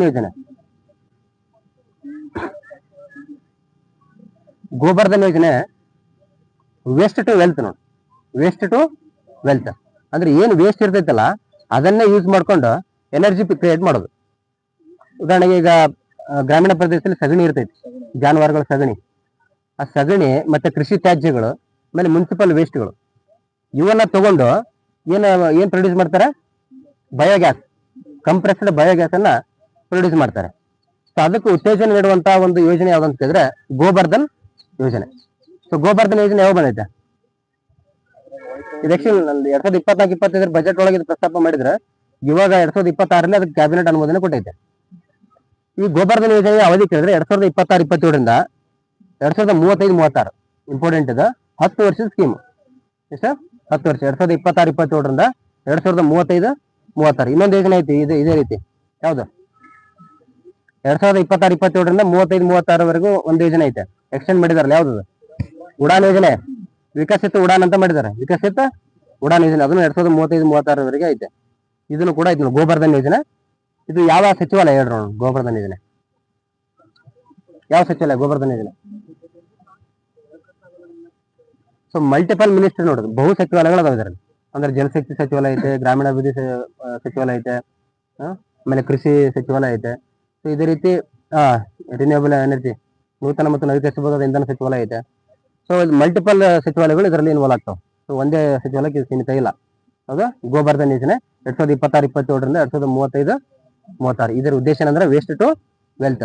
ಸೊ ಕೃಷಿ ತ್ಯಾಜ್ಯಗಳಾಗ್ಲಿ, ಸಗಣಿ ಆಗ್ಲಿ, ಮುನ್ಸಿಪಲ್ ವೇಸ್ಟ್ಗಳಾಗ್ಲಿ, ಅದನ್ನ ತಗೊಂಡೋಗಿ ಏನ್ ಮಾಡ್ತಾರೆ, ಒಂದ್ ಕಡೆ ಒಂದು ಪ್ಲಾಂಟ್ ಮಾಡ್ತಾರೆ, ಒಂದು ಸ್ಥಾವರ ಅಂತೇಳಿ. CNG ಸ್ಥಾವರಗಳು ಕೇಳಿಲ್ಲ, ಅದೇ ರೀತಿ CBG ಸ್ಥಾವರ ಅಂತ ಇರ್ತೈತಿ. ಘಟಕಗಳನ್ನ ಅಂದ್ರೆ ಪ್ಲಾಂಟ್ ಗಳನ್ನ ತೆಗಿತಾರೆ. ತೆಗಿಲಕ್ಕೆ ಇವ್ರು ಏನ್ ಮಾಡ್ತಾರೆ ಅಂದ್ರೆ ಒಂದಿಷ್ಟು ಸಾಧನ 2 ಕೋಟಿ ರೂಪಾಯಿ 4 ಕೋಟಿ ರೂಪಾಯಿ ಕೊಡ್ತಾರೆ, ಯಾರು ಪ್ಲಾಂಟ್ ರೆಡಿ ಮಾಡ್ತೀವಿ ಅಂತಂದ್ರೆ. ಅದು ಇದರಿಂದ ಏನ್ ಹೆಲ್ಪ್ ಆಗ್ತದೆ ಅಂತ ಕೇಳಿದ್ರೆ, ಒಂದು ವೇಸ್ಟ್ ಇದ್ದದ್ದು ಯೂಸ್ ಆಗ್ತೈತಿ, ಅಂದ್ರೆ ಸರ್ಕ್ಯುಲರ್ ಎಕಾನಮಿ ಆಗ್ತೈತಿ. ಆಮೇಲೆ ಸ್ವಚ್ಛ ಆಗ್ತೈತಿ, ಕ್ಲೀನ್ ಇರ್ತೈತಿ. ಸಗಣಿ ಕೃಷಿ ತ್ಯಾಜ್ಯಗಳೆಲ್ಲ ಹೋಗಿ ಅದರಿಂದ ಮತ್ತೆ ಗ್ಯಾಸ್ ತಯಾರಿಸಿದ್ರೆ ಅದು ಕ್ಲೀನ್ ಆಗ್ತೈತಿ. ಇನ್ನೊಂದು ಉದ್ಯೋಗ ಸೃಷ್ಟಿ ಆಗ್ತೈತಿ. ಇದೇನು ಸಗಣಿ ರೈತರು ಏನಾದ್ರು ಸಗಣಿ ಹೋಗಿ ಕೊಟ್ರೆ ಒಂದ್ ಕೆಜಿ ಸಗಣಿಗೆ ಅಥವಾ 1 ಕೆಜಿ ಕೃಷಿ ತ್ಯಾಜ್ಯಕ್ಕೆ ಇಷ್ಟು ರೂಪಾಯಿ ಅಂತ ಅವರೇ ಕೊಡ್ತಾರೆ. ಸೊ ಅದರಿಂದ ರೈತರಿಗೂ ಹೆಲ್ಪ್ ಆಗ್ತೈತಿ, ಆಮೇಲೆ ಕೆಲಸನೂ ಸಿಗ್ತೈತಿ. ಅದರಿಂದ ಗ್ಯಾಸ್ ತಯಾರಿಸಿ ಮತ್ತೆ ಮಾರಾಟ ಮಾಡಿದ್ರೆ ಅಲ್ಲಿ ಒಂದಿಷ್ಟು ಉದ್ಯೋಗಗಳು ಸೃಷ್ಟಿ ಆಗ್ತವೆ. ಅದರಿಂದ ಎಕಾನಮಿ ಡೆವಲಪ್ ಆಗ್ತೈತಿ, ರೂರಲ್ ಎಕಾನಮಿ ಕೂಡ ಡೆವಲಪ್ ಆಗ್ತೈತಿ. ಈ ಒಂದು ಉದ್ದೇಶದಿಂದ ಗೋಬರ್ಧನ್ ಯೋಜನೆಯನ್ನ ತಗೊಂಡ್ಬಂದಾರೆ. ಇನ್ನು ಗೋಬರ್ಧನ್ ವಿಸ್ತೃತ ರೂಪವನ್ನು ಕೇಳಬಹುದು. ಏನು ಗೋಬರ್ಧನ್ ವಿಸ್ತೃತ ರೂಪ? Galvanizing organic bio agro resource Dhan ಅಂತೇಳಿ. Galvanizing organic bio agro resource Dhan, Gobardhan ಅಂತೇಳಿ. ಸೊ ಇದು ಇಂಪಾರ್ಟೆಂಟ್ ಫುಲ್ ಫಾರ್ಮ್. ಸೊ ಇದಕ್ಕೆ ಅಂತ motto important, waste to wealth ನೋಡಿ. ಇದರಲ್ಲಿ ಒಟ್ಟು 6 ಕಂಪೋನೆಂಟ್ಸ್ ಬರ್ತವೆ. ಸೊ ಕಂಪೋನೆಂಟ್ ಅಷ್ಟೊಂದು ಇಂಪಾರ್ಟೆಂಟ್ ಇಲ್ಲ, ಇಷ್ಟು ನೆನ್ಪಿಡ್ರಿ. ಇದು ಯಾವ ಬಂದೈತೆ ಅಂತ ಕೇಳಿದ್ರೆ 2018 ಬಂದೈತಿ. ಇದು ಅಂದ್ರೆ ಬೇರೆ ಹೆಸರಿನಿಂದ ಕರಿತಿದ್ರಲ್ಲಿ. ಸೊ ಇವಾಗ ಏನ್ ಮಾಡ್ರಪ್ಪ ಅಂದ್ರೆ ಅದನ್ನೇ ಸ್ವಲ್ಪ ಎಕ್ಸ್ಟೆಂಡ್ ಮಾಡಿ ಅಪ್ಗ್ರೇಡ್ ಮಾಡಿ ಹೊಸ ಯೋಜನೆ ತಗೊಂಡ್ಬಂದಾರೆ. 6 ಕಂಪೋನೆಂಟ್ಸ್ ಗಳು ನೋಡ್ರಿ. ಬಂಡವಾಳ ನೆರವು. ಬಂಡವಾಳ ನೆರವು ಅಂತಂದ್ರೆ ಈಗ ಅದೇ ಕಂಪ್ರೆಸ್ಡ್ ಬಯೋಗ್ಯಾಸ್ ಅನ್ನ ತಯಾರಿಸೋದಕ್ಕೆ ಒಂದು ಪ್ಲಾಂಟ್ ಸ್ಥಾಪನೆ ಮಾಡ್ಬೇಕಲ್ಲ. ಹಳ್ಳಿಯಲ್ಲೇ ಒಂದು ಪ್ಲಾಂಟ್ ಅನ್ನ, ಒಂದು ಸ್ಥಾವರವನ್ನ ರೆಡಿ ಮಾಡ್ತಾರೆ. ಅಂದ್ರೆ ಇದು ವೇಸ್ಟ್ ಇದ್ದದನ್ನ ಎನರ್ಜಿ ಮಾಡೋದಕ್ಕೆ. ಆ ಒಂದು ಪ್ಲಾಂಟ್ ಸ್ಥಾಪನೆ ಮಾಡೋದಕ್ಕೆ ಯಾರು ಬರ್ತಾರಲ್ಲ ಎಂಟರ್ಪ್ರಿನರ್ಸ್ ಅಥವಾ ಬಿಸಿನೆಸ್ ಮೆನ್ಗಳು, ಅವ್ರಿಗೆ 2 ಕೋಟಿ ರೂಪಾಯಿ ಬಂಡವಾಳ ನೆರವು ಕೊಡ್ತಾರೆ. ಎಷ್ಟು? 2 ಕೋಟಿ ರೂಪಾಯಿ. ಇದು ಬಂಡವಾಳ ನೆರವು, ಇದು ಒಂದು ಕಾಂಪೋನೆಂಟ್ಸ್. ನೆಕ್ಸ್ಟ್ ಏನ್ ಮಾಡ್ತಾರೆ, ಪೈಪ್ಲೈನ್ ಮೂಲ ಸೌಕರ್ಯ ಒದಗಿಸ್ತಾರೆ. ಆ ಒಂದು ಕಂಪ್ರೆಸ್ಡ್ ಬಯೋಗ್ಯಾಸ್ ಅನ್ನ ನೆಕ್ಸ್ಟ್ ಬೇರೆ ಕಡೆ ಸಪ್ಲೈ ಮಾಡ್ಬೇಕಾದ್ರೆ ಒಂದು ಪೈಪ್ಲೈನ್ ಮೂಲ ಸೌಕರ್ಯವನ್ನ ಒದಗಿಸ್ಕೊಡ್ತಾರೆ. ಆಮೇಲೆ ಕ್ರೆಡಿಟ್ ಗ್ಯಾರಂಟಿ ಬೆಂಬಲ, ಸಾಲ ಕೊಡ್ತಾರೆ. ಕ್ರೆಡಿಟ್ ಗ್ಯಾರಂಟಿ ಬೆಂಬಲ. Next CBG ecosystem. CBG ಅಂದ್ರೆ ಏನು? ಅದೇ ಇದು ಕಂಪ್ರೆಸ್ಡ್ ಬಯೋಗ್ಯಾಸ್. CNG ಅಂದ್ರೆ ಕಂಪ್ರೆಸ್ಡ್ ನ್ಯಾಚುರಲ್ ಗ್ಯಾಸ್. ಅದೇ ರೀತಿ CBG ಅಂದ್ರೆ ಕಂಪ್ರೆಸ್ಡ್ ಬಯೋಗ್ಯಾಸ್. ಇದು ಗೋಬರ್ಧನ ಉದ್ದೇಶ ಏನಂದ್ರೆ CBG ಅನ್ನ ಉತ್ಪಾದಿಸುವುದು ವೇಸ್ಟ್ ಇಂದ. CBG ಎಕೋಸಿಸ್ಟಮ್ ಚಾಲೆಂಜ್ ಫಂಡ್ ಅನ್ನ ಎಸ್ಟಾಬ್ಲಿಷ್ ಮಾಡೋದು. ಆಮೇಲೆ ಈ CBG ಖರೀದಿ ಮತ್ತು ಮಾರಾಟಕ್ಕೆ ಅವಕಾಶ ನೀಡೋದು. ಆಮೇಲೆ ಸ್ಥಿರ CBG ಬೆಲೆ ಚೌಕಟ್ಟು, ಅಂದ್ರೆ ಒಂದು CBG ಬೆಲೆಯನ್ನ ಸ್ಥಿರ ಮಾಡೋದು, ಒಂದು ಫಿಕ್ಸ್ಡ್ ಅಮೌಂಟ್ ಅನ್ನ ಮಾಡಿರೋದು. ಯಾವ್ದಕ್ಕೆ? CBGಗೆ. ಇವೇನಪ್ಪ ಅಂದ್ರೆ 6 ಕಂಪೋನೆಂಟ್ಸ್ ಗಳು ಬರ್ತಾವೆ ಎದುರಡಿಯಲ್ಲಿ, ಗೋಬರ್ಧನ್ ಯೋಜನೆ ಅಡಿಯಲ್ಲಿ. ಸೊ ಇಷ್ಟು ಇಂಪಾರ್ಟೆಂಟ್ ನೋಡಿ. ಇದು ಯಾವಾಗ ಲಾಂಚ್ ಮಾಡಿದಾರೆ ಅಂತ ಕೇಳಿದ್ರೆ ಅಫಿಷಿಯಲ್ ಆಗಿ ವಿಶ್ವ ಜೈವಿಕ ಇಂಧನ ದಿವಸ ಯಾವಾಗ? ಆಗಸ್ಟ್ 10. ಆಗಸ್ಟ್ 10ನೇ ತಾರೀಕು ಇದು ಗೋಬರ್ಧನ್ ಯೋಜನೆಯನ್ನ ಅಧಿಕೃತವಾಗಿ ಏನ್ ಮಾಡಿದ್ರೆ ಕ್ಯಾಬಿನೆಟ್ ಅವರು ಅಪ್ರೂವಲ್ ಕೊಟ್ಟಾರೆ. ಇದಕ್ಕೆ ಎಷ್ಟು ಕೋಟಿ ರೂಪಾಯಿ ನೀಡಿದಾರೆ ಇದಕ್ಕೆ ಅಂತ ಕೇಳಿದ್ರೆ 23,731 ಕೋಟಿ. 23,731 ಕೋಟಿ ರೂಪಾಯಿ ಗೋಬರ್ಧನ್ ಯೋಜನೆಗೆ ಇಟ್ಟಿದ್ದಾರೆ. ಸೊ ಇದಿಷ್ಟು ನೆನ್ಪಿಡ್ರಿ. ನೆಕ್ಸ್ಟ್ PM ಪ್ರಣಮ್ ಯೋಜನೆ. PM ಪ್ರಣಮ್ ಯೋಜನೆ ಎದಕ್ಕೆ ಸಂಬಂಧಪಟ್ಟೈತೆ? PM ಪ್ರಣಮ್. ಸೊ PM ಪ್ರಣಾಮ ಅಂತ ಕರಿತೀವಿ. ಇದೇನ್ ಮಾಡ್ಬೇಕಂದ್ರೆ ರಾಸಾಯನಿಕ ಗೊಬ್ಬರಗಳ ಬಳಕೆಯನ್ನು ಕಡಿಮೆ ಮಾಡಿ ಸಾವಯವ ಗೊಬ್ಬರಗಳು ಮತ್ತೆ ಅದಕ್ಕೆ ಪೂರಕವಾಗಿರ್ತಕ್ಕಂಥ ಗೊಬ್ಬರಗಳನ್ನ ಬಳಕೆ ಮಾಡೋದಕ್ಕೆ ಸಂಪಟತೆ PM ಪ್ರಣಮ್. ಅದಕ್ಕೆ ಏನ್ ಮಾಡ್ತಾರೆ, ಉತ್ತೇಜನ ಕೊಡ್ತಾರೆ. ಯಾವ ಬಂದಿತ್ತು ಅಂತ ಕೇಳಿದ್ರೆ 2023-24 ಬಂದಿತ್ತು. 2025-26 ತನ ಇತ್ತು. ಸೊ ಈ ವರ್ಷ ಎಂಡ್ ಆಗೈತೆ ಅದು. ಸೊ ಹಂಗಾಗಿ ಇದು 2026 ಒಂದು ಸ್ಕೀಮ್ ಎಂಡ್ ಆಗಿದ್ರಿಂದ ನ್ಯೂಸ್ ಅಲ್ಲಿ ಐತೆ. ಇದು ಕ್ಯಾಬಿನೆಟ್ ಮತ್ತೆ ಇದಕ್ಕೆ ಅಪ್ರೂವಲ್ ಕೊಟ್ಟಿಲ್ಲ ನೆಕ್ಸ್ಟ್ ಎಕ್ಸ್ಟೆಂಡ್ ಮಾಡೋದಕ್ಕೆ. ಯಾವುದು PM ಪ್ರಣಮ್. ಇಂಪಾರ್ಟೆಂಟ್. ರಸಗೊಬ್ಬರ ಅಥವಾ ರಾಸಾಯನಿಕ ಗೊಬ್ಬರಗಳ ಬಳಕೆಯನ್ನ ಕಡಿಮೆ ಮಾಡಿ ಸಾವಯವ ಗೊಬ್ಬರಗಳನ್ನ ಬಳಸುವುದು. ಯಾವ ಸಚಿವಾಲಯ ಅಂತ ಕೇಳಿದ್ರೆ ರಾಸಾಯನಿಕ ಮತ್ತು ರಸಗೊಬ್ಬರ ಸಚಿವಾಲಯ. ರಾಸಾಯನಿಕ ಮತ್ತು ರಸಗೊಬ್ಬರ ಸಚಿವಾಲಯ. ಅದರ ಒಂದು ಹೇಳಿದ್ವಲ್ಲ PM BJP ಯೋಜನೆ, PM BJP, ಅದನ್ನು ಕೂಡ ರಾಸಾಯನಿಕ ಮತ್ತು ರಸಗೊಬ್ಬರ ಸಚಿವಾಲಯನೇ ಜಾರಿಗೆ ತಗೊಂಡಿದೆ. ಇನ್ನು PM ಪ್ರಣಮ್ನ ವಿಸ್ತೃತ ರೂಪ ನೋಡ್ರಿ, programme for restoration awareness generation nourishment and amelioration of mother earth ಅಂತೇಳಿ. ಹೌದಾ? ರಿಸ್ಟೋರೇಷನ್ ಅವೇರ್ನೆಸ್ ಕೀವರ್ಡ್ ನೆನ್ಪಿಡ್ರಿ. ರಿಸ್ಟೋರೇಷನ್ ಅವೇರ್ನೆಸ್ ಜನರೇಷನ್ ನ್ಯೂಟ್ರಿಷನಲ್ ಆಮೇಲೆ ಅಮಿಲಿಯರೇಷನ್ ಆಫ್ ಮದರ್ ಅರ್ತ್. ಇದು PM ಪ್ರಣಮ್ ಯೋಜನೆ 2023-24 ಬಂದೈತೆ. 2025-26 ಗಂಡಾಗೈತೆ. 3 ವರ್ಷದ ಸ್ಕೀಮ್ ಇತ್ತದು. ಭ್ರಷ್ಟಾಚಾರದ ಎಲ್ಲಾಗೈತೆ ಅಂದ್ರೆ ನಾಳೆ ಸಭೆ, 2ನೇ ಸಭೆ ಹೈದರಾಬಾದ್ ಆಗೈತೆ. ಫಸ್ಟ್ ವರ್ಚುವಲ್ ಆಗೈತೆನ ಭ್ರಷ್ಟಾಚಾರದ್ದು. ವಿಶ್ವ ಸ್ತನ್ಯಪಾನ ಸಪ್ತಾಹ ಆಗಸ್ಟ್ 1ರಿಂದ 7. ವಿಶ್ವ ಸ್ತನ್ಯಪಾನ ಸಪ್ತಾಹ ಯಾವಾಗ ಆಚರಿಸ್ತಾರೆ ಅಂತ ಕೇಳಿದ್ರೆ ಆಗಸ್ಟ್ 1ರಿಂದ 7 ನೋಡಿ. ರಾಷ್ಟ್ರೀಯ ಕೈಮಗ್ಗ ದಿನ ಆಗಸ್ಟ್ 7 ನೋಡಿ. ಆಗಸ್ಟ್ 7 1905 ಆಗಸ್ಟ್ 7ಕ್ಕೆ ಏನಾಗ್ತೈತಿ, ಸ್ವದೇಶಿ ಚಳವಳಿ ಆರಂಭ ಆಗ್ತೈತಿ. ನೆಕ್ಸ್ಟ್ ಪ್ರಕೃತಿ ಜ್ಞಾನಧಾಮ. ಇಂಪಾರ್ಟೆಂಟ್ ಇದೆ. ಪ್ರಕೃತಿ ಜ್ಞಾನಧಾಮ ಏನಿದೆ? ಪ್ರಕೃತಿ ಜ್ಞಾನಧಾಮ ಇದೇನಪ್ಪ ಅಂದ್ರೆ ದೇಶದ ಮೊದಲ ಪರಿಸರ ಶಿಕ್ಷಣ ಕೇಂದ್ರ. ಇದು ದೇಶದ ಮೊದಲ ಪರಿಸರ ಶಿಕ್ಷಣ ಕೇಂದ್ರ. ಎಕೋ ಎಜುಕೇಶನಲ್ ಹಬ್ ಅಂತ ಕರಿತೀವಿ. ಎಕೋ ಎಜುಕೇಶನಲ್ ಹಬ್, ದೇಶದ ಮೊದಲ ಪರಿಸರ ಶಿಕ್ಷಣ ಕೇಂದ್ರ ಪ್ರಕೃತಿ ಜ್ಞಾನಧಾಮ ಅಂತ ಹೆಸರಿಟ್ಟಿದ್ದಾರೆ ಅದಕ್ಕೆ. ಇದು ಎಲ್ಲಿ ಆರಂಭ ಮಾಡ್ರಿ ಅಂತ ಕೇಳಿದ್ರೆ ಲಕ್ನೋ. ಎಲ್ಲಾಗೈತೆ? ಲಕ್ನೋ. ರಾಷ್ಟ್ರೀಯ ಬಾಟನಿಕಲ್ ಏನೋ ಐತಲ್ಲ, ರಾಷ್ಟ್ರೀಯ ಬಾಟನಿಕಲ್ ರಿಸರ್ಚ್ ಇನ್ಸ್ಟಿಟ್ಯೂಟ್, ರಾಷ್ಟ್ರೀಯ ಸಸ್ಯೋದ್ಯಾನ ಸಂಶೋಧನಾ ಸಂಸ್ಥೆ ಎಲ್ಲೈತೆ? ಲಕ್ನೋ ಒಳಗೈತಲ್ಲ. ಸೊ ಅಲ್ಲೇ ಎಸ್ಟಾಬ್ಲಿಷ್ ಮಾಡಿದ್ದಾರೆ ಇದನ್ನು. ಭಾರತದ ಮೊದಲ ಪರಿಸರ ಶಿಕ್ಷಣ ಕೇಂದ್ರ ಎಕೋ ಎಜುಕೇಶನಲ್ ಹಬ್ ಅಂತ ಕರಿತೀವಿ. ಅದಕ್ಕೆ ಏನಂತ ಹೆಸರಿಟ್ಟಿದ್ದಾರೆ? ಪ್ರಕೃತಿ ಜ್ಞಾನಧಾಮ. ಹೌದಾ? ನೆಕ್ಸ್ಟ್ ಈ ಸಮುದ್ರ ಎಲ್ಲಿ ಸಂಬಂಧಿಸಿದ? ಈ ಸಮುದ್ರ ನೋಡ್ರಿ, ಕರಾವಳಿ ಆಡಳಿತದ ಡಿಜಿಟಲೀಕರಣಕ್ಕಾಗಿ ಆರಂಭಿಸಿದಂತ ಒಂದು ಡಿಜಿಟಲ್ ವೇದಿಕೆ ನೋಡುದು. ಕರಾವಳಿ ಆಡಳಿತದ ಡಿಜಿಟಲೈಸ್ ಮಾಡೋದು ಹೌದಾ ಈ ಒಂದು ವೇದಿಕೆ ಅಡಿಯಲ್ಲಿ. ಅದಕ್ಕೆ ಏನಂತ ಹೆಸರಿಟ್ಟಿದ್ದಾರೆ ಅಂತ ಕೇಳಿದ್ರೆ ಈ ಸಮುದ್ರ. ನೆಕ್ಸ್ಟ್ ಹರ್ ಘರ್ ತಿರಂಗ ಅಭಿಯಾನ. ಹರ್ ಘರ್ ತಿರಂಗ ಅಭಿಯಾನ ಏನಿದೆ? ಹರ್ ಘರ್ ತಿರಂಗ ಅಭಿಯಾನ ಧ್ವಜ ಹಾರಿಸೋದು ಯಾವಾಗ ಆರಂಭ ಆಗೈತೆ? ಇದು 2022 ನೋಡ್ರಿ. ಹರ್ ಘರ್ ತಿರಂಗ ಯೋಜನೆ 2022ಕ್ಕೆ ಆರಂಭ ಆಗೈತೆ. ಇದು ಎಷ್ಟನೇ ಆವೃತ್ತಿ ಅಂತ ಕೇಳಿದ್ರೆ 5ನೇದು. ಸೊ 5ನೇ ಆವೃತ್ತಿ 2026 ಹರ್ ಘರ್ ತಿರಂಗ. ಯಾವಾಗ ಇದು 2026 ಒಳಗೆ ಯಾವ ದಿನಾಂಕದಿಂದ ಯಾವ ದಿನಾಂಕದವರೆಗೆ ಅಭಿಯಾನ ಆಗ್ತಿದ್ದು ಹರ್ ಘರ್ ತಿರಂಗ? ಆಗಸ್ಟ್ 9ರಿಂದ 17. ಆಗಸ್ಟ್ 9ರಿಂದ 17 ನೋಡು. ರಾಷ್ಟ್ರಧ್ವಜವನ್ನು ಆರಿಸುವುದು, ಆಮೇಲೆ ದೇಶ ಪ್ರೇಮವನ್ನು ಹೆಚ್ಚಿಸುವ ಸಲುವಾಗಿ ಮಾಡಿರ್ತಕ್ಕಂಥ ಒಂದು ಕ್ಯಾಂಪೇನ್ ಇದೆ. ದೇಶ ಪ್ರೇಮವನ್ನು ಹೆಚ್ಚಿಸುವುದು, ಆಮೇಲೆ ಸಾಂಸ್ಕೃತಿಕ ಪರಂಪರೆಯನ್ನ ಉಳಿಸೋದ್ರ ಬಗ್ಗೆ ಜಾಗೃತಿ ಮೂಡಿಸೋದು ಇದ್ರ ಉದ್ದೇಶ ಆಗಿರ್ತೈತಿ. ಹರ್ ಘರ್ ತಿರಂಗ ಅಭಿಯಾನ ಆಗಸ್ಟ್ 9ರಿಂದ 17. ಆಗಸ್ಟ್ 9ರಿಂದ 17. ಇದು ಯಾವಾಗ ಅಭಿಯಾನ ಯಾವಾಗ ಆರಂಭ ಆಗಿದೆ ಅಂತ ಕೇಳಿದ್ರೆ 2022. ಇದು ಎಷ್ಟನೇ ಆವೃತ್ತಿ ಅಂತ ಕೇಳಿದ್ರೆ 5ನೇ ಆವೃತ್ತಿ ನೋಡು ಹರ್ ಘರ್ ತಿರಂಗ. ಇನ್ನು ಸೆಲ್ಯುಲಾರ್ ಜೈಲ್ ಏನೈತೆ? ಅಂಡಮಾನ್ ನಿಕೋಬಾರ್. ಅಲ್ಲಿ ಯಾರು ಇದು ಮಾಡಿರ್ತಾರೆ? ಬಿಡಿ ಸಾರ್ವಜನಿಕ ಇಡಿ ಸರ್. PM ಯಶಸ್ವಿ ಯೋಜನೆ ಸಂಬಳತ್ತೆ. PM ಯಶಸ್ವಿ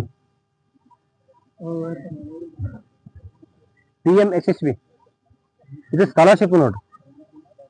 ಸ್ಕಾಲರ್ಶಿಪ್ ಸಂಪಡತ್ತೆ. ಇದು ಸೆಂಟ್ರಲ್ ಗೌರ್ಮೆಂಟ್ ಅದು. ನೆಕ್ಸ್ಟ್ ಸಮುದ್ರ ಮಂಥನ ಯೋಜನೆ. ಸಮುದ್ರ ಮಂಥನ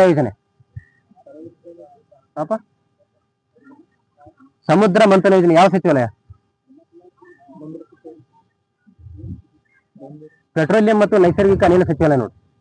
ಸೊ ಇದು ಕನ್ಫ್ಯೂಸ್ ಆಗ್ಬೋದು. ಸಮುದ್ರ ಮಂಥನ ಯೋಜನೆ ಪೆಟ್ರೋಲಿಯಂ ಮತ್ತು ನೈಸರ್ಗಿಕ ಅನಿಲ ಸಚಿವ ಏನ್ ಮಾಡೈತಪ್ಪ ಅಂದ್ರೆ ಈ ಒಂದು ಯೋಜನೆಯನ್ನ ತಗೊಂಡ್ಬಂದೈತಿ. ಇದ್ರ ಉದ್ದೇಶ ಅಂತ ಕೇಳಿದ್ರೆ ಈ ಸಾಗರ ಮತ್ತು ಸಮುದ್ರದ ಆಳದಲ್ಲಿ ತೈಲ ಇರ್ತೈತಲ್ಲ, ಆಯಿಲ್, ಆಮೇಲೆ ಅನಿಲ, ತೈಲ ಮತ್ತು ಅನಿಲದ ನಿಕ್ಷೇಪವನ್ನ ಸಂಶೋಧನೆ ಮಾಡೋದಕ್ಕೆ ಉತ್ತೇಜನ ಮಾಡುವಂತಹ ಒಂದು ಯೋಜನೆ ಸಮುದ್ರ ಮಂಥನ ಯೋಜನೆ. ಯಾವ ಬಂದೈತಿ? 2026-27 ಯಾವ ವರ್ಷದವರೆಗೆ ಇರುತ್ತೆ ಅಂತ ಕೇಳಿದ್ರೆ 2030-31 5 ವರ್ಷ ಐತಿ. 2026ರಿಂದ 31, ಸೊ 5 ವರ್ಷದ ಯೋಜನೆ ನೋಡುದು. ಸೊ ಇದಕ್ಕೆ ಎಷ್ಟು ಕೋಟಿ ರೂಪಾಯಿ ಮೀಸಲಿಟ್ರ ಅಂತ ಕೇಳಿದ್ರೆ 84,084 ಕೋಟಿ. 84084 84,084 ಕೋಟಿ ರೂಪಾಯಿ ಈ ಒಂದು ಸಮುದ್ರ ಮಂಥನ ಯೋಜನೆಗೆ ಮೀಸಲಿಟ್ಟಿದ್ದಾರೆ. ಇದ್ರ ಉದ್ದೇಶ ಏನಪ್ಪಾ ಅಂದ್ರೆ ಸಮುದ್ರದ ಆಳದಲ್ಲಿ ಅಥವಾ ಸಾಗರದ ಆಳಗಳಲ್ಲಿ ಏನ್ ತೈಲ ನಿಕ್ಷೇಪ ಮತ್ತೆ ಅನಿಲ ನಿಕ್ಷೇಪಗಳು ಇರ್ತಾವಲ್ಲ ಅದನ್ನ ಪತ್ತೆ ಮಾಡೋದು, ಅದರ ಉತ್ಪಾದನೆಯನ್ನ ಹೆಚ್ಚಿಸುವುದು. ಇವಾಗ 62 ಮಿಲಿಯನ್ ಮೆಟ್ರಿಕ್ ಟನ್ ಅಷ್ಟು ಈ ಒಂದು ತೈಲವನ್ನು ಉತ್ಪಾದನೆ ಮಾಡ್ತೈತಿ ಭಾರತ. ಎಷ್ಟು? 62 ಮಿಲಿಯನ್. ಅದನ್ನ 80 ಮಿಲಿಯನ್ಗೆ ಹೆಚ್ಚಿಸುವುದು. ಎಷ್ಟು? 80 ಮಿಲಿಯನ್. ಆಮೇಲೆ ತೈಲ ನಿಕ್ಷೇಪ ಭಾರತದಲ್ಲಿ ಎಷ್ಟೈತೆ ಅಂತ ಕೇಳಿದ್ರೆ 1.6 ಬಿಲಿಯನ್ ಐತೆ. 1.6 ಬಿಲಿಯನ್. ಅದನ್ನ 2.2 ಬಿಲಿಯನ್ಗೆ ಹೆಚ್ಚಿಸುವುದು ತೈಲ ನಿಕ್ಷೇಪವನ್ನ. ಇದ್ರ ಉದ್ದೇಶ ಇದರೆಲ್ಲ ಕಂಪೋನೆಂಟ್ಸ್ ಬರ್ತವೆ, 4 ಕಂಪೋನೆಂಟ್ಸ್ ಬರ್ತವೆ. ಆಮೇಲೆ ಅದ್ರ ಟಾರ್ಗೆಟ್ ಇಂಪಾರ್ಟೆಂಟ್. ತೈಲ ನಿಕ್ಷೇಪವನ್ನು ಹೆಚ್ಚಿಸುವುದು, ಆಮೇಲೆ ತೈಲದ ಉತ್ಪಾದನೆಯನ್ನು ಹೆಚ್ಚಿಸುವುದು, ಆಮೇಲೆ ಸ್ವಾವಲಂಬನೆಯನ್ನ ಮಾಡೋದು. ಅಂದ್ರೆ ಬೇರೆ ದೇಶದಿಂದ ತೈಲವನ್ನ ಅನಿಲವನ್ನ ಆಮದು ಮಾಡಿಕೊಳ್ಳೋದನ್ನ ಸ್ಟಾಪ್ ಮಾಡಿ ಸ್ವಾವಲಂಬನೆಯನ್ನ ಸಾಧಿಸುವುದು ಇದ್ರ ಉದ್ದೇಶ. ಸಮುದ್ರ ಮಂಥನ ಇಂಪಾರ್ಟೆಂಟ್. ಇದಕ್ಕೆ ಇನ್ನೊಂದು ಹೆಸರು ಕರೀತಾರೆ ಸಮುದ್ರ ಮಂಥನಕ್ಕೆ, ರಾಷ್ಟ್ರೀಯ ಕಡಲಾಚೆಯ ಪರಿಶೋಧನಾ ಯೋಜನೆ ಅಂತೇಳಿ. ರಾಷ್ಟ್ರೀಯ ಕಡಲಾಚೆಯ ಪರಿಶೋಧನಾ ಯೋಜನೆ ಅಂತ ಕೂಡ ಕರೀತಾರೆ. ಈಗ ಇನ್ನು ಪಿಂಗಾಳಿ ವೆಂಕಯ್ಯ ಅದಾರಲ್ಲ, ಯಾರವರು? ಪಿಂಗಾಳಿ ವೆಂಕಯ್ಯ ರಾಷ್ಟ್ರದ ಜೀವನ ವಿನ್ಯಾಸಗೊಳಿಸಿದ್ರು. ಅವರ 150ನೇ ಜನ್ಮ ವಾರ್ಷಿಕೋತ್ಸವ ಆಗೈತಿ ಇತ್ತೀಚೆಗೆ. ಎಷ್ಟ? 150ನೇ ಜನ್ಮ ವಾರ್ಷಿಕೋತ್ಸವ ಆಗೈತೆ. ಅದ್ರ ಬಗ್ಗೆ ಕೇಳಬಹುದು ಕ್ವಶನ್. ಭಾರತದ ಮೊದಲ ಸಹಕಾರಿ ಆಧಾರಿತ ಚಾಲನಾ ವೇದಿಕೆ ಯಾವುದು? ಭಾರತದ ಮೊದಲ ಸಹಕಾರಿ ಆಧಾರಿತ ಚಾಲನಾ ವೇದಿಕೆ ಭಾರತ ಟ್ಯಾಕ್ಸಿ. ಹೌದಾ? ಭಾರತ ಟ್ಯಾಕ್ಸಿ. ಈ ಭಾರತ ಟ್ಯಾಕ್ಸಿಯನ್ನ ನಿರ್ವಹಣೆ ಮಾಡುವಂತ ಸಂಸ್ಥೆ ಯಾವ್ದಂತ ಕೇಳಿದ್ರೆ ಕೋಆಪರೇಟಿವ್ ಟ್ಯಾಕ್ಸಿ ಲಿಮಿಟೆಡ್ ಅಂತ ಬರ್ತದೆ. ಕೋಆಪರೇಟಿವ್ ಟ್ಯಾಕ್ಸಿ ಕೋಆಪರೇಟರ್ ಲಿಮಿಟೆಡ್ ಅಂತ ಹೇಳಿಸಿದ ಈ ಒಂದು ಸಂಸ್ಥೆ ಏನ್ ಮಾಡ್ತಪ್ಪ ಅಂದ್ರೆ ಭಾರತ ಟ್ಯಾಕ್ಸಿಯನ್ನ ನಿರ್ವಹಣೆ ಮಾಡ್ತೈತಿ. ಇದು ಇತ್ತೀಚೆಗೆ ನಿಧನರಾದ ಡಿ.ವೈ. ಪಾಟೀಲ್ ಯಾವ ಕ್ಷೇತ್ರ ಸಂಪಟ್ರೆ? ಡಿ.ವೈ. ಪಾಟೀಲ್ ಶಿಕ್ಷಣ ತಜ್ಞ ಮತ್ತು ರಾಜಕಾರಣಿ ನೋಡಿ. ಡಿ.ವೈ. ಪಾಟೀಲ್ ಸ್ಟೇಡಿಯಂ ಅಂತ ಐತಿ ಗುಜರಾತ್ ಒಳಗೆ. ಗುಜರಾತ್ ಒಳಗೆ ಐತಲ್ಲ, ಮಹಾರಾಷ್ಟ್ರ ಒಳಗೆ ಐತಲ್ಲ. ಅದು ಯಾವ್ದೋ ಒಂದು ಫೈನಲ್ ಮ್ಯಾಚ್ ಆಗಿತ್ತಲ್ಲ, ICC ಮಹಿಳಾ ODI T20 world cup ODI Maharashtra ಒಳಗೆ ಬರ್ತೈತಿ ಡಿ.ವೈ. ಪಾಟೀಲ್ ಸ್ಟೇಡಿಯಂ ಅಂತೇಳಿ. So DY. ಪಾಟೀಲ್ ಯಾವ ಕ್ಷೇತ್ರ ಸಂಪಟ್ಟ ಅಂತ ಕೇಳಿದ್ರೆ ಶಿಕ್ಷಣ ಮತ್ತು ರಾಜಕೀಯ. ಇನ್ನು ಪ್ರಧಾನಮಂತ್ರಿ ಸೂರ್ಯ ಸರೋವರ ಯೋಜನೆ. ಪ್ರಧಾನಮಂತ್ರಿ ಸೂರ್ಯ ಸರೋವರ ಯೋಜನೆ ಈ ವರ್ಷ ಬಹಳ ಸ್ಕೀಮ್ ಲಾಂಚ್ ಆಗತ್ತವ. ಅಂದ್ರೆ ಕ್ಯಾಬಿನೆಟ್ ಅಪ್ರೂವ್ ಮಾಡತೈತಿ. ಕೇಳ್ತಾನೆ ಸ್ಕೀಮ್ಗಳ ಬಗ್ಗೆ. ಪ್ರಧಾನಮಂತ್ರಿ ಸೂರ್ಯ ಸರೋವರ ಯೋಜನೆ ಏನಿದೆ? ತೇಲುವ ಸೌರ ವಿದ್ಯುತ್ ಉತ್ಪಾದನೆ ಮಾಡೋದು. ತೇಲುವ ಸೌರ ವಿದ್ಯುತ್ ಉತ್ಪಾದನೆ ಮಾಡೋದು. ಎಷ್ಟು? 5,000 ಮೆಗಾವ್ಯಾಟ್. ಎಷ್ಟು? 5,000 ಮೆಗಾವ್ಯಾಟ್ ನೋಡಿ. ಯಾವ ವರ್ಷದ ವೇಳೆಗೆ ಅಂತ ಕೇಳಿದ್ರೆ 2026-27ರಿಂದ 2030-31 ನೋಡಿ. 2026-27ರಿಂದ 2030-31 ಯೋಜನೆ ಇದು ಪ್ರಧಾನಮಂತ್ರಿ ಸೂರ್ಯ ಸರೋವರ ಯೋಜನೆ. ಈಗೇನ್ ಮಾಡ್ತಾ ಅಂತ ಕೇಳಿದ್ರೆ ತೇಲುವ ಸೌರ ವಿದ್ಯುತ್ ಅನ್ನು ಉತ್ಪಾದನೆ ಮಾಡುದು. ಅಂದ್ರೆ ನದಿಗಳ ಮೇಲೆ, ಸರೋವರಗಳ ಮೇಲೆ ಅಥವಾ ಸಮುದ್ರಗಳ ಮೇಲೆ ಏನ್ ಮಾಡ್ತಾರೆ? ಸೋಲಾರ್ ರೂಪ್ಗಳನ್ನ ಏನಂತಾರೆ ಅದಕ್ಕೆ? ಸೌರ ಫಲಕಗಳನ್ನ ಹಾಕ್ತಾರೆ. ಸೌರ ಫಲಕಗಳನ್ನ ಹಾಕಿ ಅದರಿಂದ ಸೌರ ಶಕ್ತಿಯನ್ನ ಉತ್ಪಾದನೆ ಮಾಡ್ತಾರೆ. ಎಷ್ಟು ಉತ್ಪಾದನೆ ಮಾಡ್ಬೇಕಂತ ಕೇಳಿದ್ರೆ ಟಾರ್ಗೆಟ್ 5,000 ಮೆಗಾವ್ಯಾಟ್. ಹೌದಾ? ಇದಕ್ಕೆ ಎಷ್ಟು ಅಮೌಂಟ್ ಮೀಸಲಿಟ್ರೆ ಅಂತ ಕೇಳಿದ್ರೆ ಇದಕ್ಕೆ 50-70 ಅಂದ್ರೆ 5,070 ಕೋಟಿ ರೂಪಾಯಿ ಇದಕ್ಕೆ ಮೀಸಲಿಟ್ಟಿದ್ದಾರೆ. ಇನ್ನು ಸೌರಶಕ್ತಿ ಉತ್ಪಾದನೆಗೆ ಸಂಬಂಧಿಸಿದ ಒಂದಿಷ್ಟು ಯೋಜನೆಗಳದಾವಲ್ಲ. ಯಾವ? ಕುಸುಮ್ ಯೋಜನೆ ಐತೆ. ಮತ್ತೆ ಇನ್ನೊಂದು ಸೂರ್ಯಧರ್ ಮುಫ್ತಿ ಬಿಜ್ಲಿ ಯೋಜನೆ. ಪ್ರಧಾನಮಂತ್ರಿ ಸೂರ್ಯಧರ್ ಮುಫ್ತಿ ಬಿಜ್ಲಿ ಯೋಜನೆ ಅದು ಕೂಡ ಸೋಲಾರ್ ಪ್ರೊಡಕ್ಷನ್ಗೆ ಸಂಬಂಧಪಟ್ಟೈತೆ. ಅನಂತ ಅದು ಸೋಲಾರ್ ಗ್ರಿಡ್ ಗ್ರಾಮ ಮಟ್ಟದಲ್ಲಿ ಇರ್ಬೇಕಲ್ಲ. ಗ್ರಾಮ ಪಂಚಾಯತಿಯಲ್ಲಿ ಸೋಲಾರ್ ಗ್ರಿಡ್ ಗಳನ್ನ ಎಸ್ಟಾಬ್ಲಿಷ್ ಮಾಡೋದು ಯಾವ್ದದು? ಅನಂತ ಯೋಜನೆ. ಒಂತಾರ ಏನ್ ಹೇಳ್ರಿ?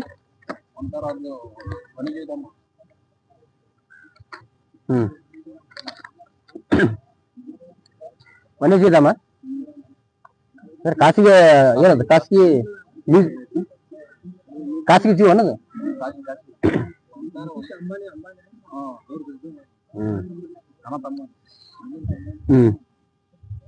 ನೆಕ್ಸ್ಟ್ ನೋಡ್ರಿ, ಒಂದಿಷ್ಟು ಕ್ವಶನ್ಸ್ ಇದಾವ ಪ್ರಿವಿಯಸ್ ಇಯರ್ದ. ಅಶೋಕನ ಆಡಳಿತದಲ್ಲಿ ವಿಶೇಷ ವರದಿಗಾರರು ಯಾವ ಹೆಸರಿನಿಂದ ಕರೆಯಲ್ಪಡ್ತಿದ್ರು? ಅಶೋಕನ ಆಡಳಿತದಲ್ಲಿ ವಿಶೇಷ ವರದಿಗಾರರು ಯಾವ ಹೆಸರಿನಿಂದ ಕರೆಯಲ್ಪಡುತ್ತಿದ್ರು? ಆಪ್ಷನ್ಸ್ ನೋಡ್ರಿ, ರಜ್ಜುಕ, ಯುಕ್ತ, ಪ್ರತಿವೇದಕ, ಅಮಾತ್ಯ. ಅಶೋಕನ ಕಾಲದಲ್ಲಿ ವಿಶೇಷ ವರದಿಗಾರನ ರಿಪೋರ್ಟರ್ಸ್ ಅನ್ನ ಏನಂತ ಕರಿತಿದ್ವು ಅಂತ? ಸೊ ಪ್ರತಿವೇದಕ ನೋಡಿ, ಏನಂತ ಕರಿತಿದ್ರ? ಪ್ರತಿವೇದಕ. ಸೊ ಅಶೋಕನ ಕಾಲದಲ್ಲಿ ಪ್ರತಿವೇದಕ ಮತ್ತು ಪುಲಸಾನಿ ಅಂತ ಬರ್ತಾರೆ, ಇಂಪಾರ್ಟೆಂಟ್ ಇವರು. ಪ್ರತಿವೇದಕ ಮತ್ತು ಪುಲಸಾನಿ ಇವರು ಯಾವ ಒಂದು ಕೆಲಸವನ್ನ ಮಾಡ್ತಾರೆ ಅಂತ ಕೇಳಿದ್ರೆ ವರದಿಗಾರರಾಗಿರ್ತಾರೆ. ಸೊ ವರದಿ ಕೆಲಸ ಮಾಡ್ತಿರ್ತಾರೆ.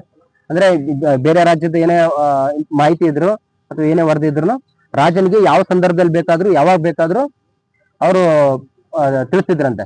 ಇನ್ನೊಂದು ಏನೋ ವಿಶೇಷ ಅಧಿಕಾರ ಇತ್ತು ಅಂದ್ರೆ ಪ್ರತಿವೇದಕರಿಗೆ, ಈ ಬೇರೆಯವರಾದ್ರೆ ರಾಜನ ಬಳಿ ರಾಜನಿಗೆ ಭೇಟಿ ಆಗ್ಬೇಕಾದ್ರೆ ಒಂದ್ ಸ್ವಲ್ಪ ಮುಂಚೆನೆ ಅವರಿಗೆ ಮಾಹಿತಿ ಕೊಟ್ಟು ಅಥವಾ ಬೇರೆ ಕಡೆಯಿಂದ ಇದ್ ಮಾಡಿರ್ಬೇಕಾಗಿತ್ತು. ಆದ್ರೆ ರಾಜ ತಾನು ಮಲ್ಕೊಂಡಾಗ ಕೂಡ ಇವನ್ ಜೊತೆ ಚರ್ಚೆ ಮಾಡುವಂತ ಅಧಿಕಾರ ಕೊಟ್ಟಿರ್ತಾರಂತ.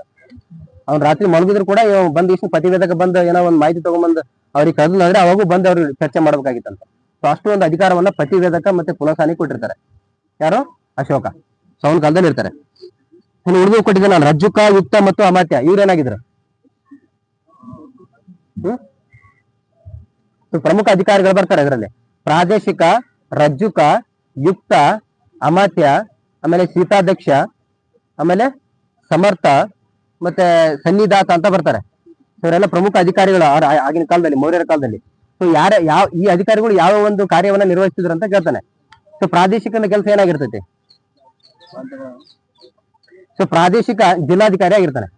ಸೊ ಮೌರ್ಯರ ಕಾಲದಲ್ಲಿ ಜಿಲ್ಲಾಧಿಕಾರಿಯನ್ನು ಏನಂತ ಕರಿತಾರೆ ಅಂತ ಕೇಳಿದ್ರೆ ಪ್ರಾದೇಶಿಕ ಜಿಲ್ಲಾಡಳಿತ ನೋಡ್ಕೊಳ್ತಾನೆ.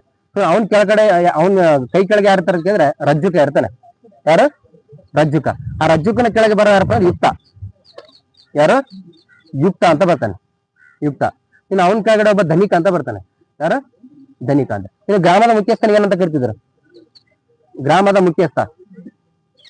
ಸೊ ಗ್ರಾಮೀಣ ಅಂತ ಕರಿತಿದ್ರು, ಅಥವಾ ಗ್ರಾಮಿಕ, ಗ್ರಾಮೀಣ ಅಥವಾ ಗ್ರಾಮಿಕ ಅಂತ ಕರಿತಿದ್ರು. ಇನ್ನು ನಗರದ ಮುಖ್ಯಸ್ಥನಿಗೆ ನಗರಿಕ, ಗ್ರಾಮಿಕ, ನಗರಿಕ. ಹೌದಾ? ನೆಕ್ಸ್ಟ್ ಜಿಲ್ಲೆಯನ್ನ ಏನ್ ಮಾಡ್ತಿದ್ರು ಅಂದ್ರೆ ಒಂದಿಷ್ಟು ಗುಂಪುಗಳಾಗಿ ಮಾಡ್ತಿದ್ರು. ಒಂದಿಷ್ಟು ಹಳ್ಳಿಗಳನ್ನ ಸೇರಿಸಿ ಗುಂಪುಗಳಾಗಿ ಮಾಡ್ತಿದ್ರು. ಒಂದಿಷ್ಟು ಗುಂಪುಗಳು ಸೇರಿಸಿ ಜಿಲ್ಲೆ ಆಗ್ತಿತ್ತು. ಆ ಪ್ರತಿಯೊಂದು ಗುಂಪಿಗೆ ಒಬ್ಬ ಮುಖ್ಯಸ್ಥ ಇರ್ತಾನೆ. ಅವನನ್ನ ಏನಂತ ಕರಿತಾರೆ ಅಂತ ಕೇಳಿದ್ರೆ ಧನಿಕ ಅಂತ ಕರಿತಿದ್ರು. ಸೊ ಗ್ರಾಮಿಕ, ನಗರಿಕ, ಧನಿಕ, ಯುಕ್ತ, ರಜ್ಜುಕ, ಪ್ರಾದೇಶಿಕ ಏನಪ್ಪಾ ಅಂದ್ರೆ ಶ್ರೇಣಿ ಇವ್ರದ್ದು. ಹೌದಾ? ಈ ಪ್ರಾದೇಶಿಕ ಮೇಲೆ ಯಾರು ಬರ್ತಾರೆ ಅಂತ ಕೇಳಿದ್ರೆ ಸಮರ್ಥ ಅಂತ ಬರ್ತಾನೆ. ಯಾರು? ಸಮರ್ಥ. ಸಮರ್ಥನ ಕೆಲಸ ಏನಾಗಿತ್ತು ಅಂತ ಕೇಳ್ತಾನೆ. ಮುಖ್ಯ ಕಂದಾಯ ಸಂಗ್ರಹ ಅಧಿಕಾರಿ ನೋಡಿ. ಸೊ ರೆವಿನ್ಯೂ ಕಲೆಕ್ಟ್ ಮಾಡ್ತಕ್ಕಂಥದ್ದು ಏನ್ ಕೆಲಸ. ಯಾರು? ಸಮರ್ಥ ಅಂತ. ಹೌದಾ? ಅಮಾತ್ಯ? ಅಮಾತ್ಯ ಯಾವಪ್ಪ? ಸೊ ಆಡಳಿತಾತ್ಮಕ ಮತ್ತು ನ್ಯಾಯಾಂಗದ ಅಧಿಕಾರಗಳನ್ನ ಕೊಟ್ಟಿರ್ತಾರೆ. ಜುಡಿಷಿಯಲ್ ಮತ್ತೆ ಅಡ್ಮಿನಿಸ್ಟ್ರೇಟಿವ್ ಫಂಕ್ಷನ್ಸ್ ಅನ್ನ ಕೊಟ್ಟಿರ್ತಾರೆ. ಇನ್ನು ಖಜಾನೆ ಅಧಿಕಾರಿ ಯಾರು ಅವನಿಗೆ ಆಗಿನ ಕಾಲದಲ್ಲಿ? ಟ್ರೆಸರಿ ಡಿಪಾರ್ಟ್ಮೆಂಟ್ ಯಾರು ಇರ್ತಾರೆ? ಖಜಾನೆ. ಯಾರಪ್ಪ? ಸನ್ನಿಧಾತ ನೋಡಿ. ಸನ್ನಿಧಾತ ಖಜಾನೆ ಅಧಿಕಾರಿ ಆಗಿರ್ತಾನೆ, ಸನ್ನಿಧಾತ. ಹೌದಾ? ಇನ್ನು ಸೀತಾಧ್ಯಕ್ಷ ಕೇಳಿದ್ರೆ ಕೃಷಿ ಇಲಾಖೆ ಮುಖ್ಯಸ್ಥ. ಸೊ ಅಗ್ರಿಕಲ್ಚರ್ ಡಿಪಾರ್ಟ್ಮೆಂಟ್ ಮುಖ್ಯಸ್ಥ ಯಾರಾಗಿತ್ತಂದ್ರೆ ಸೀತಾಧ್ಯಕ್ಷ. ಸನ್ನಿಧಾತ ಕೇಳಿದ್ರೆ ಖಜಾನೆ. ಸಮರ್ಥ ಕಂದಾಯ ಸಂಗ್ರಹ ಅಧಿಕಾರಿ. ಯಾರು? ಸಮರ್ಥ. ಇನ್ನು ಅಮಾತ್ಯ ಕೇಳಿದ್ರೆ ಆಡಳಿತಾತ್ಮಕ ಮತ್ತು ನ್ಯಾಯಾಂಗದ ಕಾರ್ಯಗಳು. ಇನ್ನು ರಾಜ್ಯದ ಮುಖ್ಯಸ್ಥನಿಗೆ ಅಂದ್ರೆ ಪ್ರಾಂತ್ಯದ ಮುಖ್ಯಸ್ಥನಿಗೆ ಏನಂತ ಕರಿತಿದ್ರು ಅಂದ್ರೆ ಕುಮಾರ ಅಂತ ಕರಿತಿದ್ರು. ಕುಮಾರ ಅಥವಾ ಆರ್ಯಪುತ್ರ ಅಂದ್ರೆ ಒಂದು ಪ್ರಾಂತ್ಯದ ಮುಖ್ಯಸ್ಥನಿಗೆ. ಹೌದಾ? ಗ್ರಾಮಿಕ ಕೇಳಿದ್ರೆ ಗ್ರಾಮದ ಮುಖ್ಯಸ್ಥ. ಸೊ ಇಲ್ಲಿ ರಜ್ಜುಕ, ಯುಕ್ತ ರಜ್ಜುಕದ ಕೆಳಗೆ ಯುಕ್ತ ಇರ್ತಾನೆ. ಯುಕ್ತದ ಕೆಳಗೆ ಧನಿಕದ ಕೆಳಗೆ ನಗರಿಕ ಕೆಳಗೆ ಗ್ರಾಮಿಕ. ಸೊ ಇದು ಇದ್ರೊಳಗೆ ಯಾರು ಇರ್ತಾರ? ರ್ಯಾಂಕ್ ಒಳಗ ಸಮರ್ಥ ಇರ್ತಾನೆ, ಅಂದ್ರೆ ರೆವಿನ್ಯೂ ಕಲೆಕ್ಟ್ ಮಾಡೋ. ಪ್ರತಿವೇದಕ ಮತ್ತು ಪುಲಸಾನಿ ಏನಾಗಿದ್ರು ಅಂತ ಕೇಳಿದ್ರೆ ವಿಶೇಷ ವರದಿಗಾರರು, ಸ್ಪೆಷಲ್ ರಿಪೋರ್ಟರ್ ಆಗಿರ್ತಾರೆ. ಯಾರ ಕಾಲದಲ್ಲಿ? ಅಶೋಕನ ಕಾಲದಲ್ಲಿ. ಈ ಪ್ರಾದೇಶಿಕ ಯುಕ್ತ ಮತ್ತು ರಜ್ಜುಕದ ಬಗ್ಗೆ ಯಾವ ಅಶೋಕನ ಬಂಡೆಗಲ್ಲು ಶಾಸನದಲ್ಲಿ ಉಲ್ಲೇಖ ಐತೆ? ಯಾವ ಬಂಡೆಗಲ್ಲು ಶಾಸನ? ಪ್ರಾದೇಶಿಕ, ರಜ್ಜುಕ ಮತ್ತು ಯುಕ್ತ ಈ ಮೂವರು ಅಧಿಕಾರಿಗಳು ಅಶೋಕನ ಆಡಳಿತದಲ್ಲಿ ಇದ್ರು ಅಂತೇಳಿ ಯಾವ ಒಂದು ಬಂಡೆಗಲ್ಲು ಶಾಸನ ಉಲ್ಲೇಖ ಮಾಡ್ತೈತಿ? ಮೂರನೇ ಬಂಡೆಗಲ್ಲು ಶಾಸನ. ಎಷ್ಟನೇದು? ಮೂರನೇ ಬಂಡೆಗಲ್ಲು ಶಾಸನ ಹೇಳ್ತೈತಿ. ಅದೇ ರೀತಿ ಪ್ರಾದೇಶಿಕ, ಯುಕ್ತ ಮತ್ತು ರಜ್ಜುಕ ಯಾವ ಹಂತದಲ್ಲಿ ಇವರು ಅಧಿಕಾರಿಗಳಾಗಿದ್ದಾರೆ ಅಂತ ಕೇಳೋಣ. ಯಾವ ಹಂತದಲ್ಲಿ ಇರ್ತಾರೆ? ಅಂದ್ರೆ ಗ್ರಾಮ ಮಟ್ಟದಲ್ಲೋ ಅಥವಾ ನಗರ ಮಟ್ಟದಲ್ಲೋ, ಜಿಲ್ಲಾ ಮಟ್ಟದಲ್ಲೋ ಅಥವಾ ರಾಜ್ಯ ಮಟ್ಟದಲ್ಲೋ ಅಥವಾ ಕೇಂದ್ರದಲ್ಲಿ ಅಂತ ಕೇಳ್ತಾನೆ. ಪ್ರಾದೇಶಿಕ, ರಜ್ಜುಕ, ಯುಕ್ತರು ಜಿಲ್ಲಾ ಮಟ್ಟದ ಆಡಳಿತ ಅಧಿಕಾರಿಗಳಾಗಿದ್ದಾರೆ. ಎಷ್ಟು? ಯಾವಂತ? ಜಿಲ್ಲಾ, ಡಿಸ್ಟ್ರಿಕ್ಟ್ ಲೆವೆಲ್ ಅಡ್ಮಿನಿಸ್ಟ್ರೇಟರ್ ಆಗಿರ್ತಾರೆ ಇವರು. ಇನ್ನು ಇವರು ಗ್ರಾಮಿಕ ಬಂದ್ರೆ ಗ್ರಾಮ, ನಗರ ಪ್ರದೇಶದಲ್ಲಿ ಬಂದ್ರೆ ನಗರಿಕ ಇರ್ತಾನೆ. ಇನ್ನು ಸೆಂಟ್ರಲ್ ಅಲ್ಲಿ ಬಂದ್ರೆ ಯಾರಿರ್ತಾರೆ? ಸಮರ್ಥ ಇರ್ತಾನೆ. ಇನ್ನು ರಾಜ್ಯ ಪ್ರಾಂತ್ಯದಲ್ಲಿ ಬಂದ್ರೆ ಕುಮಾರ ಇರ್ತಾನೆ. ಸೊ ಯಾವ ಹಂತದಲ್ಲಿ ಅಧಿಕಾರಿಗಳು ಇದ್ರು ಅಂತಾನೆ ಕೇಳ್ತಾನೆ. ಹೌದಾ?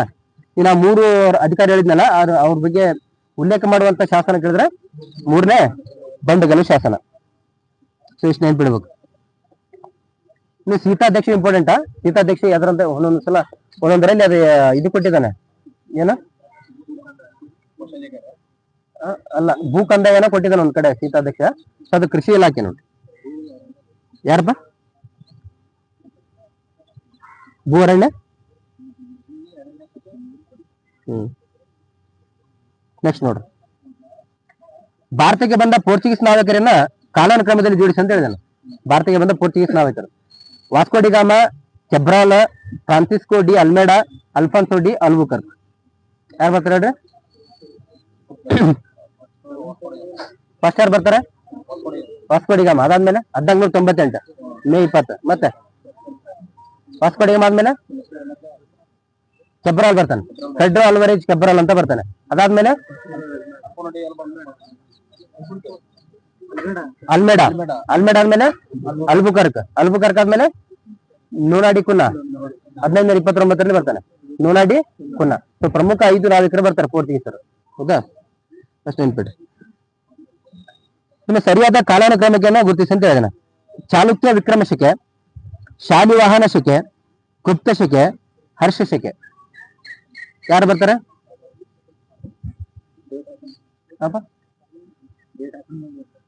ಡೇಟ್ ಹಾಕೊಂಡು ಹೋಗ್ಬೇಕು. ಹೇಳ. ಚಾಲುಕ್ಯ ವಿಕ್ರಮ ಶಕೆ 1076. ವಿಕ್ರಮ ಶಕೆ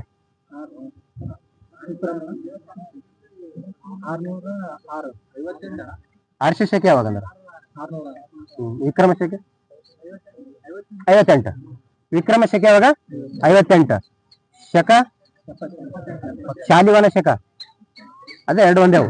ಶಾಲಿವಾನ ಶಕೆ ಬಗ್ಗೆ ಹೇಳಿದ್ರೆ 78. ಹೌದಾ? ಕ್ರಿಸ್ತ ಪೂರ್ವ 78, ಕ್ರಿಸ್ತ ಶಕ 78. ವಿಕ್ರಮ ಶಕೆ ಕ್ರಿಸ್ತ ಪೂರ್ವನೋ ಕ್ರಿಸ್ತ ಶಕನೋ? ಹಿಂಗ್ ಕೇಳ್ಬಿಟ್ರೆ ಏನ್ ಮಾಡ್ತೀಯ? ಅವು ಕ್ರಿಸ್ತ ಶಕನೋ ಕ್ರಿಸ್ತ ಪೂರ್ವನೋ ಅವನು ನೆನ್ಪಿಡ್ಬೇಕು.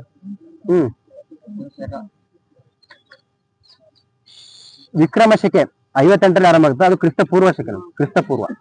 ಕ್ರಿಸ್ತ ಪೂರ್ವ. ಶಾಲಿವಾನ ಶಕೆ ಕೇಳಿದ್ರೆ ಅದು ಕ್ರಿಸ್ತ ಶಕೆ. ನೆಕ್ಸ್ಟ್ ಗಂಗಾ ಶಕೆ 498. ಇದು ಗೊತ್ತಲ್ಲ, ಅಂದ್ರೆ ಕ್ರಿಸ್ತ ಶಕನೇ ಇದು. ಗಂಗಾ ಶಕೆ ಬಂದ್ರೆ 498. ನೆಕ್ಸ್ಟ್ ಚಾಲುಕ್ಯ ವಿಕ್ರಮ ಶಕೆ 1076. ಯಾರು? 6ನೇ ವಿಕ್ರಮಾದಿತ್ಯ. ನೆಕ್ಸ್ಟ್ ಗುಪ್ತ ಶಕೆ, ಗುಪ್ತ ಅಥವಾ ವಲ್ಲಭಿ ಶಕೆ ಅಂತ ಕರಿತೀವಿ. 300 ಕ್ರಿಸ್ತ ಪೂರ್ವನ ಕ್ರಿಸ್ತ ಶಕನ? ಕ್ರಿಸ್ತ ಶಕ. ಹರ್ಷ ಶಕೆ 600. ಹಿಜಿರಾ ಶಕೆ 600 ಕ್ರಿಸ್ತ ಶಕ. ಆಮೇಲೆ ಸಿಂಹ ಶಕ 1100. ಸಿಂಹ ಶಕ ಕರೆಕ್ಟ್ ಅದ ಹೇಳ್ರ? ಜಯಸಿಂಹ ಯಾರು ಮಾಡ್ತಾನೆ? ಸಿಂಹ ಶಕ ಜಯಸಿಂಹ ಯಾರು? ಕಲ್ಯಾಣ ಚಾಲುಕ್ಯರ್ದ ಬರ್ತಾನ ನೋಡ್ರಿ. 1154ರಲ್ಲಿ ಏನಾಗ್ತೈತಿ?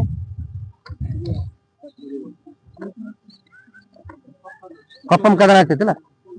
1054 ಅನ್ನೋದ 1154 ಇರ್ಬೇಕು ನೋಡ್ರದು. ಯಾವ್ದು ಅದೊಂದು ಕನ್ಫರ್ಮ್ ಇಲ್ಲ, ಚೆಕ್ ಮಾಡೋದಂದ. ಸಿಂಹ ಶಕೆ ಅಂತ ಬರ್ತೈತಿ.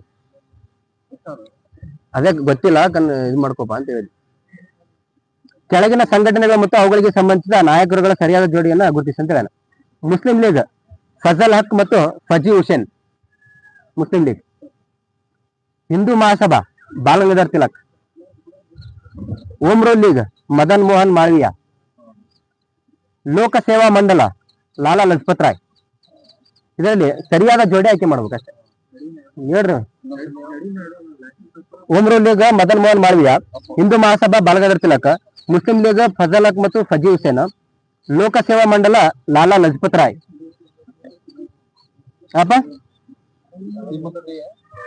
ಯಾವ್ದು ಹೇಳ್ರಿ, ಯಾವ್ದು ಕರೆಕ್ಟ್ ಆಗ್ತಿದ್ರಲ್ಲಿ? ಇದು ಒಂದು ಕ್ವಶನ್ ಕೇಳಿ. ಸರ್ವೆಂಟ್ ಆಫ್ ಇಂಡಿಯಾ ಯಾರು ಸ್ಥಾಪನೆ ಮಾಡಿದಾರೆ? Gopal Krishna. Servants of people society, servants of people society. ಆ ಸರ್ವೆಂಟ್ಸ್ ಆಫ್ ಪೀಪಲ್ ಸೊಸೈಟಿಗೆ ಲೋಕಸೇವಾ ಮಂಡಳಿ ಅಂತ ಕರೀತಾರೆ, ಹೌದಾ? ಸೊ ಹಂಗಾಗಿ ಲೋಕಸೇವಾ ಮಂಡಳಿ ಯಾರು ಸ್ಥಾಪನೆ ಮಾಡ್ತಾರೆ? ಲಾಲಾ ಲಜಪತ್ ರಾಯ್. ಇದು ಕರೆಕ್ಟ್ ಆಯ್ತು. ಯಾವ ಸ್ಥಾಪನೆ ಮಾಡ್ತಾರೆ ಅದನ್ನ? ಲೋಕಸೇವಾ ಮಂಡಳಿ ಅಥವಾ ಸರ್ವೆಂಟ್ಸ್ ಆಫ್ ಪೀಪಲ್ ಸೊಸೈಟಿ ಅಂತ ಕರಿತೀವಿ. 1921 ನೋಡು, 1921. ಇಲ್ಲಿ ಅಂತ ಕೇಳಿದ್ರೆ ಲಾಹೋರ್ ಒಳಗೆ, ಇಲ್ಲಿ ಲಾಹೋರ್ನಲ್ಲಿ ಲಾಲಾ ಲಜಪತ್ ರಾಯ್ ಅವರು ಸ್ಥಾಪನೆ ಮಾಡ್ತಾರೆ. ನೆಕ್ಸ್ಟ್ ಪೀರ್ಪುರ ವರದಿ ಬಿಡುತ್ತೆ. ಪೀರ್ಪುರ ವರದಿ.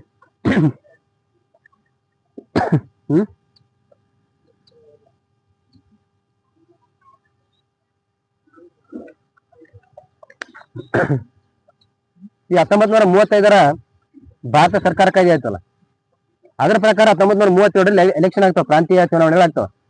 ಎಷ್ಟು ಪ್ರಾಂತ್ಯಗಳಲ್ಲಿ ಆಗ್ತವೆ? ಎಷ್ಟು? 11 ಪ್ರಾಂತ್ಯಗಳಲ್ಲಿ ಆಗ್ತಾವ, ಹೌದಿಲ್ಲ?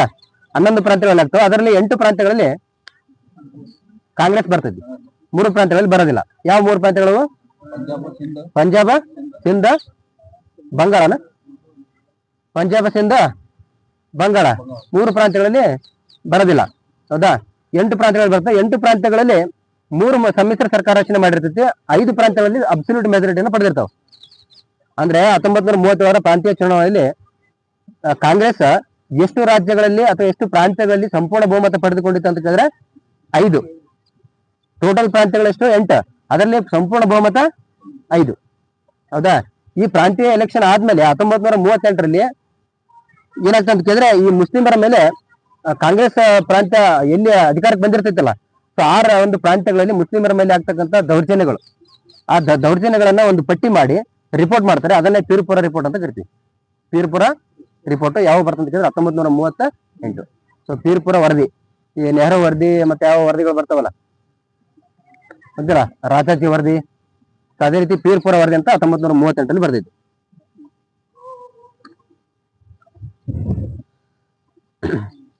ಇನ್ನು ಜ್ಯೋತಿಬಾ ಫುಲೆ ಅವರು ತಾವು ಬರೆದಿರ್ತಕ್ಕಂಥ ಗುಲಾಮಗಿರಿ ಪುಸ್ತಕವನ್ನ ಯಾವ ದೇಶದಲ್ಲಿ ಗುಲಾಮಗಿರಿಯನ್ನ ಕೊನೆಗಳಿಸಲು ಹೋರಾಡಿದ ಕಾರ್ಯಕರ್ತರಿಗೆ ಅರ್ಪಣೆ ಮಾಡ್ತಾರೆ ಅಂತ ಕೇಳಿದ್ರೆ ಅಮೆರಿಕ, ಹೌದಾ? ಸೊ ಅಮೆರಿಕದಲ್ಲಿ ಗುಲಾಮಗಿರಿಯನ್ನ ನಿರ್ಮೂಲನೆ ಮಾಡಲು ಯಾರು ಸ್ಟ್ರೈಕ್ ಮಾಡಿರ್ತಾರೆ, ಯಾರು ಹೋರಾಟ ಮಾಡಿರ್ತಾರಲ್ಲ, ಅವ್ರಿಗೆ ಒಂದು ಅರ್ಪಣೆ ಮಾಡಿರ್ತಕ್ಕಂಥ ಪುಸ್ತಕ ಇದು. ಗುಲಾಮಗಿರಿ ಪುಸ್ತಕ ಯಾರು ಬರ್ದಾರ? ಜ್ಯೋತಿಬಾ ಫುಲೆ. ಸೊ ಅಮೆರಿಕದಲ್ಲಿ ಗುಲಾಮಗಿರಿ ವಿರುದ್ಧ ಹೋರಾಡಿದಂತಹ ಹೋರಾಟಗಾರರಿಗೆ ಈ ಒಂದು ಪುಸ್ತಕವನ್ನ ಅರ್ಪಣೆ ಮಾಡಿದ್ದಾರೆ. ಥಾಟ್ಸ್ ಆನ್ ಪಾಕಿಸ್ತಾನ್ ಯಾರ್ದು? Thoughts on Pakistan, thoughts on Pakistan ಯಾರ್ದ? ಗೊತ್ತಿಲ್ಲ? ಅಂಬೇಡ್ಕರ್. ಥಾಟ್ಸ್ ಆನ್ ಪಾಕಿಸ್ತಾನ್, ಅಂಬೇಡ್ಕರ್ ಆ ಒಂದು ಪುಸ್ತಕವನ್ನ ಯಾರಿಗೆ ಅರ್ಪಣೆ ಮಾಡಿದ್ದಾರೆ?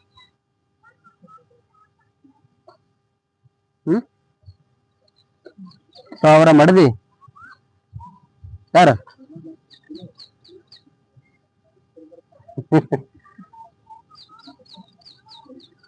ಸೊ ಮೊದಲ ಹೆಂಡತಿ ಯಾರು? ಇಬ್ಬರವರಲ್ಲ ಅವರಿಗೆ. ಅದಕ್ಕೆ ಬೇರೆ ಅಂಬೇಡ್ಕರ್ ಅವರಿಗೆ 1948ರಲ್ಲಿ ಒಬ್ಬರಿಗೆ ಆಗ್ತಾರೆ, 1909ರಲ್ಲಿ 8ರಲ್ಲಿ ಒಬ್ಬರಿಗೆ ಆಗ್ತಾರೆ. 8ರಲ್ಲಿ ರಮಾಬಾಯಿ, ಸವಿತಾ ಅಂಬೇಡ್ಕರ್ ಒಬ್ಬರದಾರ, 2ನೇ ಹೆಂಡತಿ ಅಲ್ಲ ಸವಿತಾ ಅಂಬೇಡ್ಕರ್. ಇನ್ನೊಬ್ಬರು ಫಸ್ಟ್ ಯಾರದ್ರಲ್ಲ? ರಮಾಬಾಯಿ.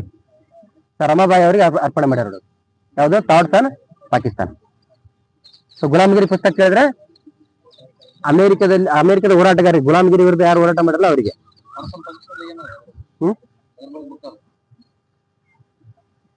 ಪಾಕಿಸ್ತಾನದ ಮೇಲಿನ ಪಾಕಿಸ್ತಾನಕ್ಕೆ ಸಂಪಟ್ಟಂತೆ ಅವ್ರಿಗೆ ಏನೇನು ಅನ್ಸೈತಿ, ಏನೇನು ವಿಚಾರಧಾರೆಗಳದಾವ, ಏನೇನು ಥಾಟ್ಸ್ ಅದಾವ ಅದು ಬರ್ದಿದಾರ ಅವರು ಅಷ್ಟೇ. ಇನ್ನು ಬಿಲ್ ಬುಡಕಟ್ಟು ಯಾವ ರಾಜ್ಯ ಮೇಲೆ ಕಂಡು ಬರ್ತೈತೆ? ಬಿಲ್ಲ ಬುಡಕಟ್ಟು ಮಧ್ಯಪ್ರದೇಶ,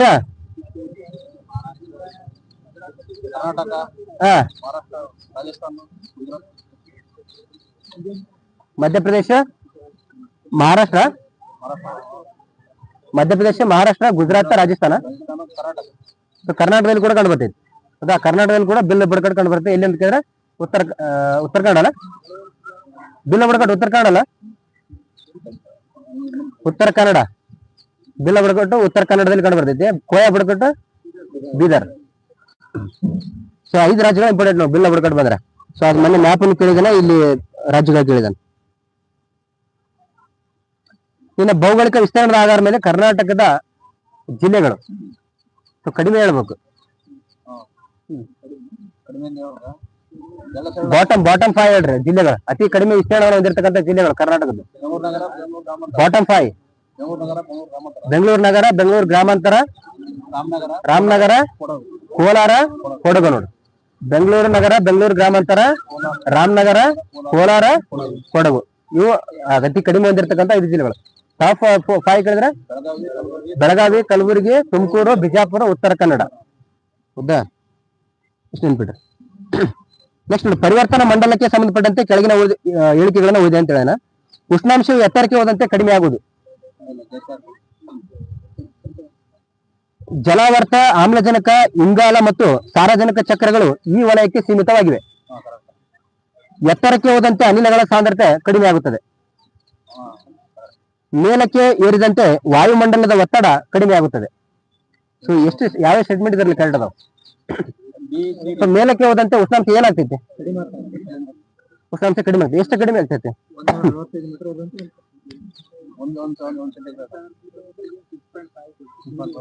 6.5.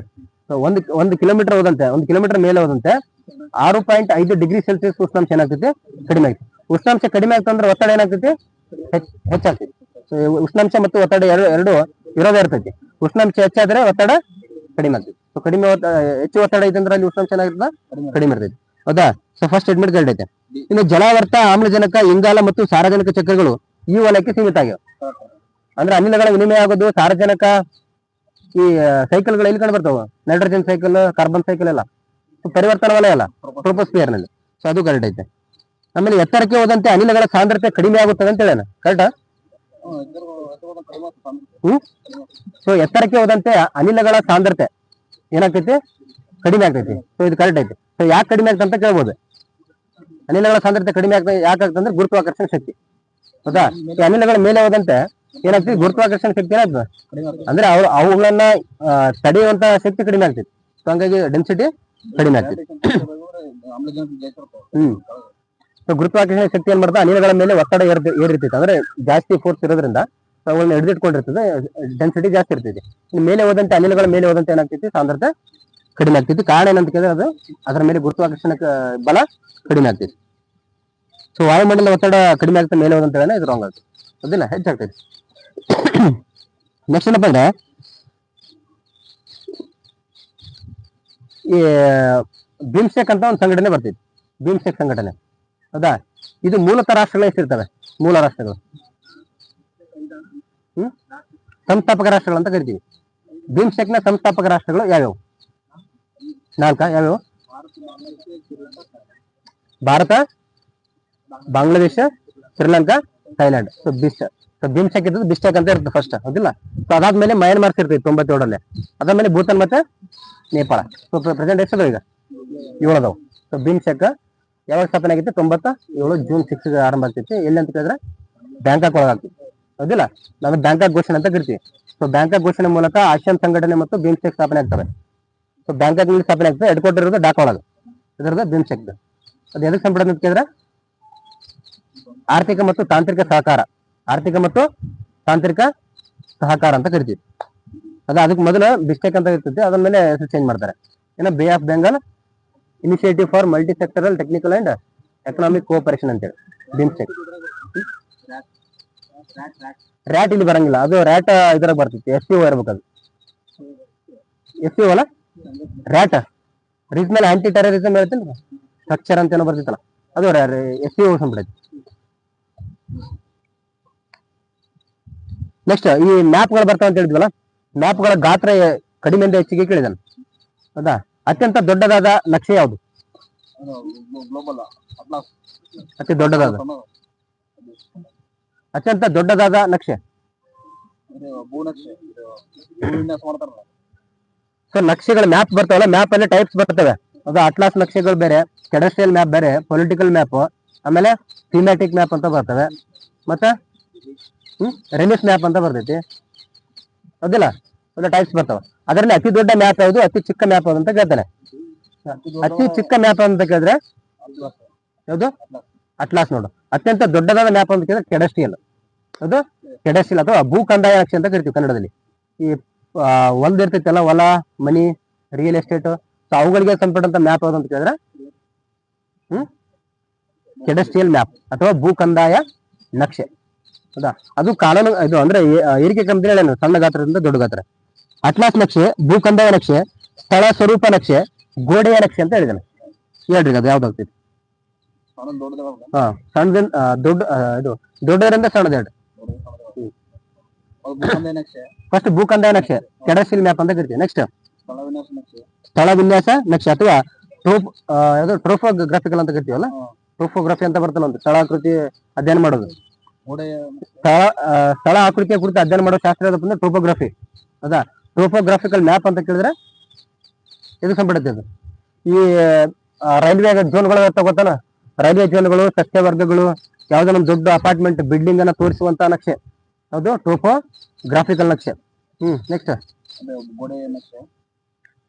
ಗೋಡೆ ನಕ್ಷೆ, ಅಟ್ಲಾಸ್ ನಕ್ಷೆ ನೋಡಿ.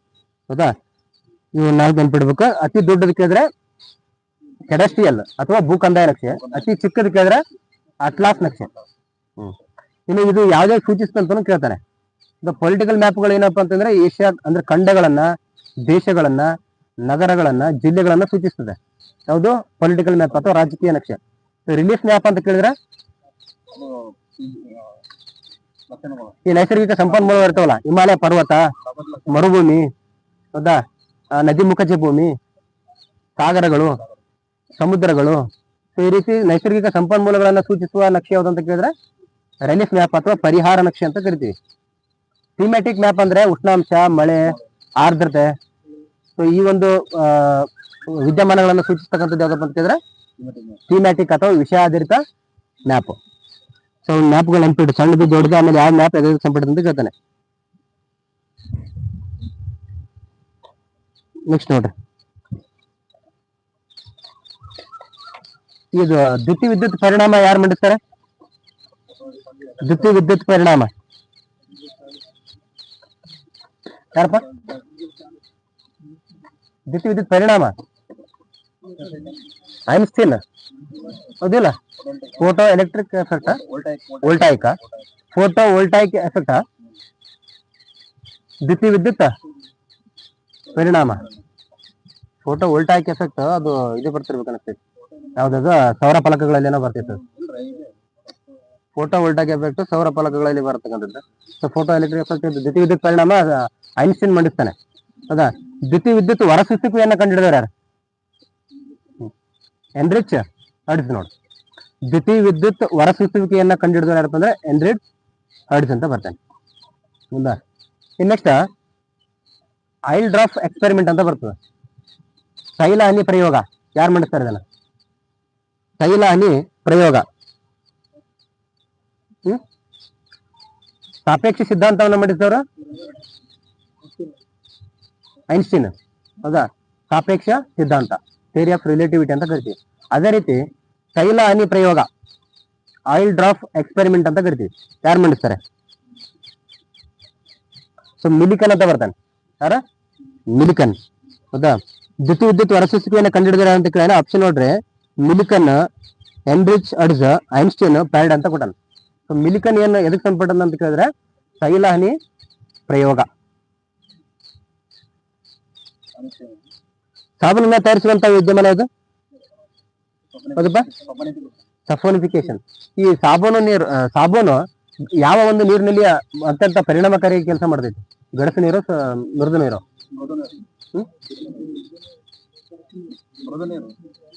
ಮೃದು ನೀರು ನೋಡು. ಗಡಸು ನೀರಿನಲ್ಲಿ ಅಷ್ಟು ಎಫೆಕ್ಟಿವ್ ಆಗಿ ಕೆಲಸ ಮಾಡಂಗಿಲ್ಲ ಸಾಬೂನು, ಹೌದಾ?